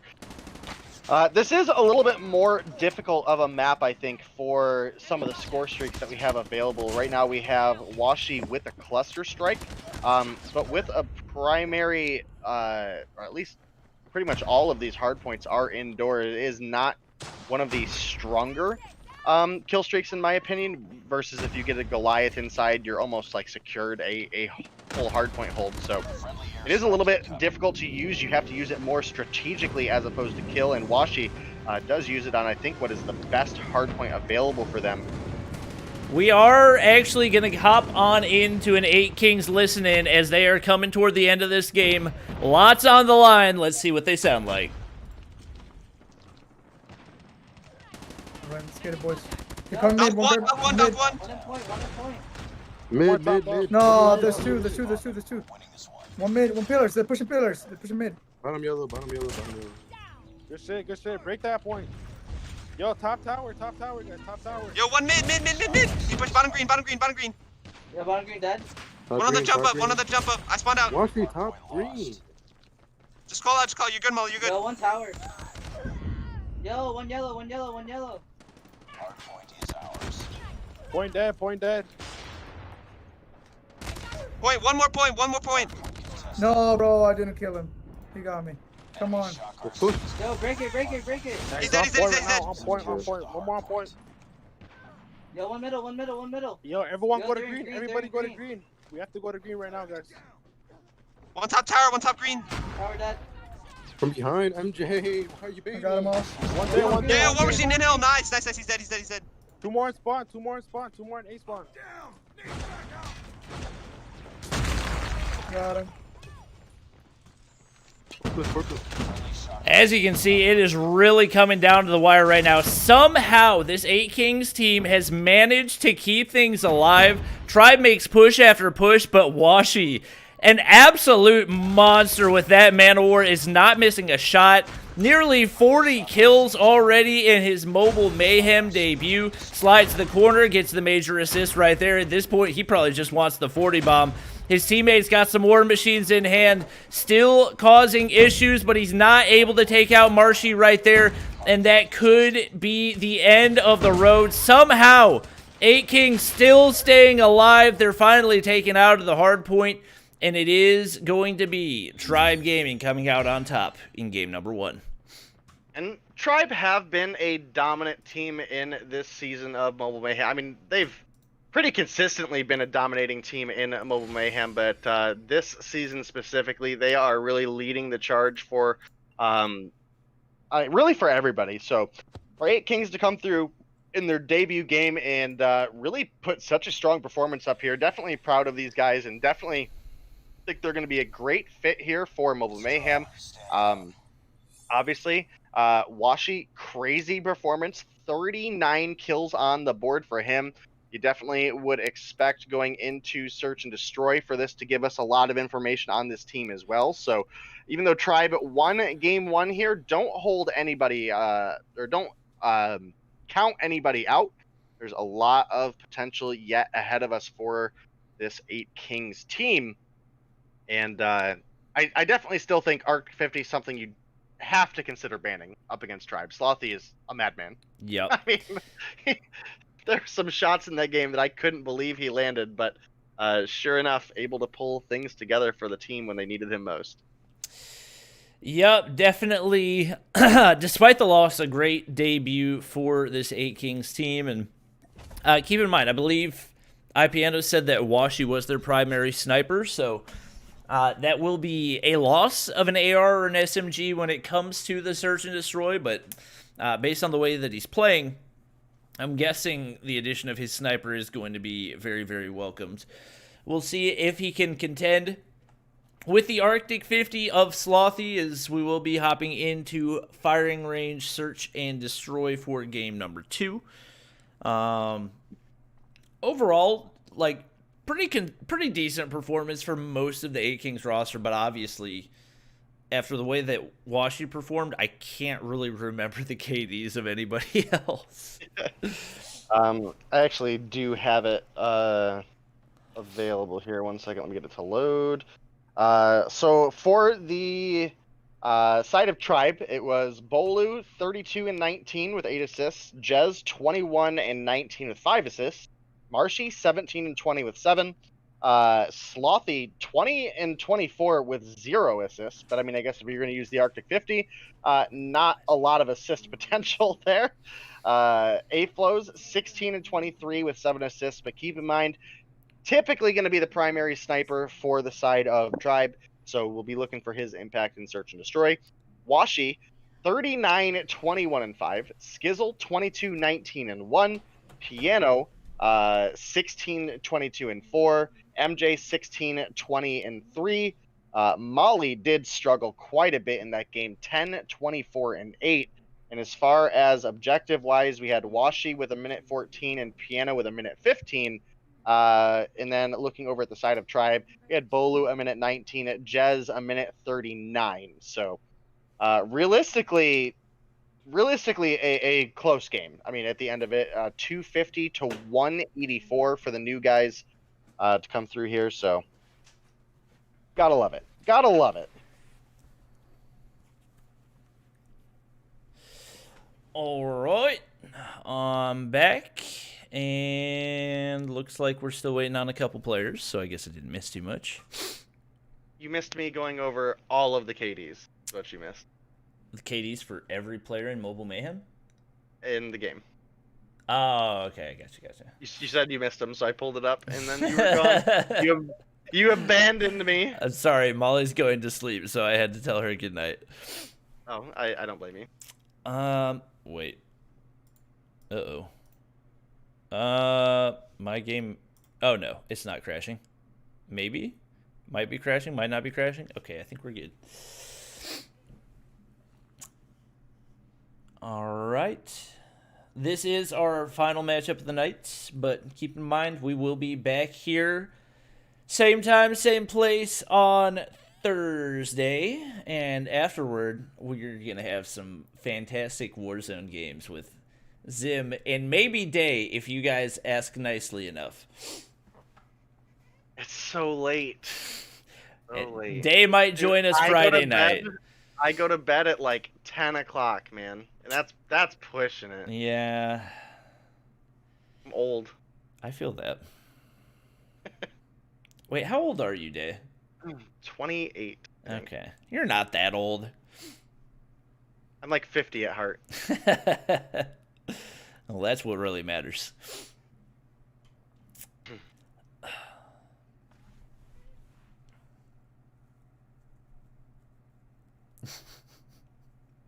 I still can't believe that A-Flows was using the PDW at the beginning of that. Like, I've seen some off-meta guns, but there's a pretty distinct difference between an off-meta gun and just a terrible gun, and the PDW is one of those guns that's just terrible, and that's why you saw him go half the game with 2 kills and then eventually switch over to the HVK. Yeah, I mean, back in the day, PDW was the gun to use. Yeah. I think, well, it used to be good modern- in COD Mobile, but they nerfed it too hard. You go through your flows of meta. Yeah. Gotta spice things up, even if things are pretty balanced. You gotta buff something and nerf something just to change things up. Yeah. We are good to go for game number 2, what could potentially be our final game of the night, as we are underway, and feels like the player we got to spectate right now is Washi. Actually, I think had eyes on to, it might have been Jez or Slothy on the backside of 10, not able to land the initial shot. Lots of attempted wall bangs, Arctic 50s everywhere, not able to spot anybody off the start. Actually gets hit markered right there, a big reach out, and both players come away with their life. Not going to be able to spot A-Flows on the backside, nades coming over top. No hit markers, no kills. Very, very slow start, as is to be expected when it comes to firing range search and destroy. Washi trying to find the hop up, nobody there. 2 tribe players waiting on the back side of trailer, and the rest on down toward the B side as we see Marshy with the Man of War in hand. 3 Arctic 50s for tribe right now as they're really trying to find that first blood, but it is just not happening at the moment. You can see Slothy in that mid area, but the smoke is going to cut off his line of sight, and we do finally have the aggressive push coming in. It's going to be first blood as I believe Jez takes out iPiano, but a big 2-piece going in for Washi right there. Takes out Jez and A-Flows, and showing that he can not only do it in respawns, but in search and destroy as well. 3 kills for him. It's going to be 8 kings taking round number 1. Yeah, what a massive performance from Washi here in day 1. Obviously, 39 kills on the board. Up against Tribe, no easy feat for the respawn. And then opening things up with a big 3-piece for his team in Search and Destroy as well. So, looking like he's a strong player across the board for the lineup here. Yep, he actually got a hit marker on the top 10 right there, but not quite able to get the kill. As you see, a very similar approach to what we had last game. Really both teams sitting back, 3 players over on B site. It is actually going to be A-Flows getting the frag onto Washi, and with the impact that he had in the first game, that is going to be a huge one. First man down for this 8 Kings team, and that slows down their push as well. You can see iPiano with the QXR in hand and slowly making his way on over toward the B site.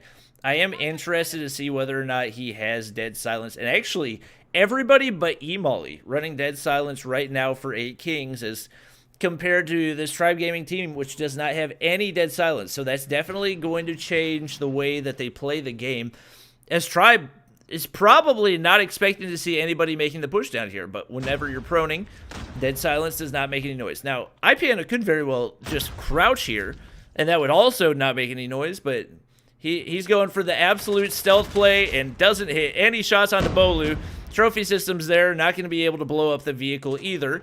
MJ trying to land shots, but Bolu says not today, and just like that, iPiano and Skizzle going to be the only players remaining for 8 Kings as the collapse begins to happen. Slothy finds Skizzle right there. iPiano now in a 1v5, and he's only got 10 seconds to plant the bomb. I think he's trying to play his KD, maybe see if he can find a kill. It's not going to happen. Marshy shuts him down.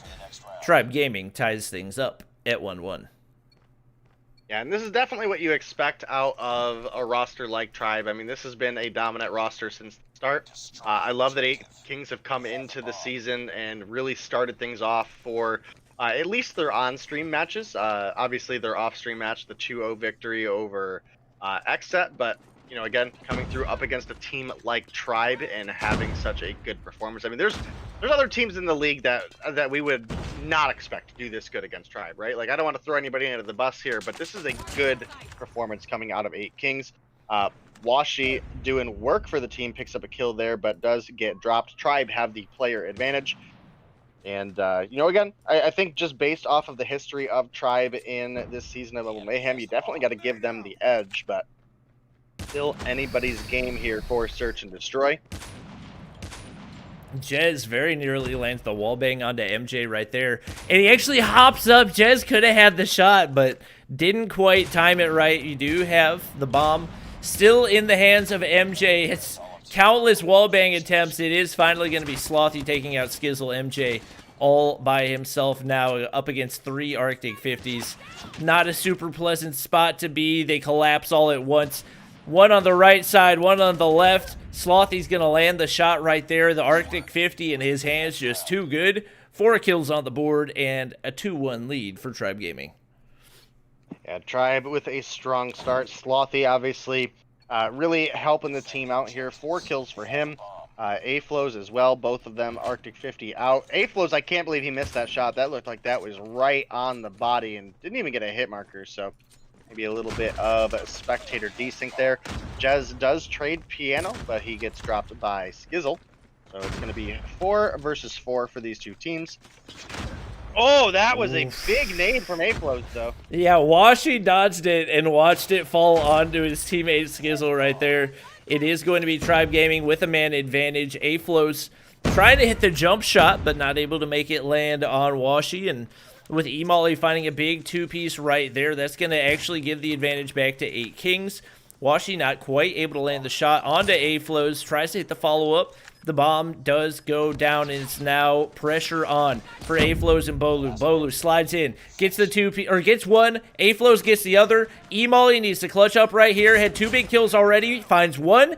Can he make it 2? Pushes on in right there. Pulls out the pistol. Just terrible timing, unfortunately, for him. And A-Flows actually shooting wait, is that his teammate's body? I think that might be Marshy's body. I'm not 100% positive on that one. But it's going to be Tribe Gaming taking 3 rounds in a row, and that's going to be a 3-1 lead for them. Yeah, that was a massive round for A-Flows there, picking up 3 kills for the team, and, you know, really just showing that he is a really strong pickup for Tribe. Obviously, they've lost a couple of their really star players, in that being Little B and Tatio, as they have obviously pushed themselves a little bit more into content creation. So definitely kudos for everybody there. But Tribe showing absolutely no hesitation in filling their roster with absolute madmen. So okay, I was wrong. I believe that was actually Washi's body that he was shooting. So very, very interesting. Very showing his dominance as a sniper. And then Washi gets Slothy on the peak right. Oh, and the follow-up onto A-Flows. How did he hit that? I don't understand. It's going to be Washi opening the way for this 8 Kings team to push on into the A site. And he has been, without a doubt, the MVP so far for them. We do have Marshy looking to make the push on over. He's going to try to spot somebody from American side, but doesn't really have the angle right now. Washi sliding back and forth, waiting for Marshy to hit the jump peak, but time is dwindling for a team that is at a 2-4 advantage. Jez is able to get a big frag right there, but now Tribe forced to push on into sight. Marshy's going to find a frag onto MJ, but now only 20 seconds. 3 players still remain on site. iPiano hasn't had a whole lot of luck so far, but he is able to find the frag onto Marshy right there as 8 Kings moves things closer at 3-2. Yeah, and this is, again, a big showing for the side of 8 Kings here. Tribe is no easy team to compete with, so 8 Kings debuting here on stream with a strong hardpoint performance, and then keeping things fairly even. in the search and destroy as well. I don't know how any of those shots missed from A-Flows. I don't know if you were spectating him there, but the shot on the doorway looked great. Washi, what just happened? Oh my goodness, Washi is nuts, dude. I mean, this dude is about to take the competitive scene by storm. If he plays like this every night, he seems to have all the right shots as he lands another big one to get first blood right there. Obviously, we do have Tribe Gaming getting the plant down, but with a man disadvantage. Could open up things right now for 8 Kings. Obviously not trying to make any pushes they don't need to with Washi dropping. That's a big loss for them, and that's going to require some aggression for this 8 Kings team, as we do have Skizzle crouch walking his way across. Now Peek's right there. Nobody waiting for him. Jez on the bomb head glitch. He's going to not be able to land his shot. Skizzle is able to get the frag right there. Slothy way too far away from the bomb. 8 Kings is going to tie things up at 3-3. Yeah, and thank you, chat, for catching me there. I didn't mean to say Tatio for Tribe. It was Tectonic and Wilby. I can't believe Bobby let me flub that so hard. I totally did not notice. I was oblivious. I was distracted watching Washi be a legend. Yep. So Tectonic and Little B left the Tribe roster, but Tribe filling their roster with honestly pretty equal talent. I mean, the guys have really had a good showing here, so you got to give it up for Tribe there. Obviously, here in the second half, we do have Tribe with the bomb plant, and now with 5 members of Tribe remaining and only 30 seconds on the board, 8 Kings are definitely in a little bit of a struggle bus situation here. Oh my goodness! The wall bang! Oh my gosh! He can do no wrong right now. They don't have a whole lot of time to work with, and it seems unlikely that they're going to be able to clutch the round. Oh my gosh! This dude does not miss. E-Molly going to be the only player alive. Not going to be able to clutch up, but Washi with clip after clip tonight. Oh man, this dude is a monster. I'm really sorry. Yeah, this is a great way to start things off if you're looking for a Marksman of the Split award at the end. So definitely a big performance coming out of him. Tribe do, however, have the advantage right now. They are sitting up 4-3.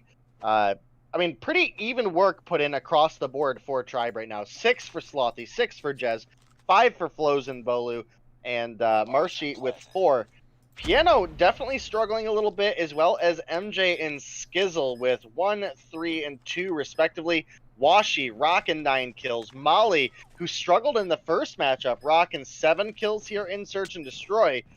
I have to say, this 8 Kings roster, for as new of a roster as they are, definitely turning out to be some exciting players to watch. You have trades going back and forth between these two teams right now, and with Washi down, you definitely expect Tribe to have a little bit of an advantage here, but kills keep going back and forth. Flows able to pick up the kill onto Piano there. That's going to push us into a 5-3, and Tribe very likely looking to close things out here in a 2-0 victory. Yep, it's going to require a really big comeback, and based on the way things have gone, it seems like if it's going to happen from anybody, it's got to be Molly and Washi. Like you said, the other players struggling a good bit so far. Washi trying to find that snipe across to wood, but not able to make it happen quite yet. As you see, Tribe playing this much more passively than they had the previous rounds, and obviously 8 Kings with a little bit more of an aggressive defense, and unfortunately for them, it's not really working out. Couple players dropping, 3 players dropping, and Washi once again making the highlight plays happen, but E-Molly going to be the only player left alive. It is going to be Tribe Gaming coming out on top, 6-3. Yeah, Tribe with a strong performance here, as we would expect out of them, but again, I can't stress enough how proud and interested I am of this 8 Kings team to have such a strong performance up against Tribe in their debut on stream matchup. At the end, Tribe were able to pick up the 6-3 win here. Bolu 6-7, Slothy 9-3. Really big performance out of him. Jez 8-6, 7-3 for A-Flows, and Marshy being the anchor down at the bottom of the team here, but if you caught the video on Twitter, that you know what I'm talking about. The anchor is a required member of the team, binding everything together. Yep, that was definitely a fun matchup to watch, even if it was a 2-0 sweep, and definitely a fantastic way to close out tonight's game. Thank you guys so much for hanging out with us. Lots of really good games tonight, and I'm looking forward to what we've got on Thursday night. As always, thank you to Day, thank you to the admins, thank you to the players for giving it your all, and that's going to be it for the stream. Hope you guys did enjoy. Whoever we raid, make sure to spam hashtag use code Bob in their chat. That's going to be it for the stream. Thank you guys for watching. Hope you guys enjoyed. Drop a follow, drop a like, subscribe, and we will see you guys in the next one.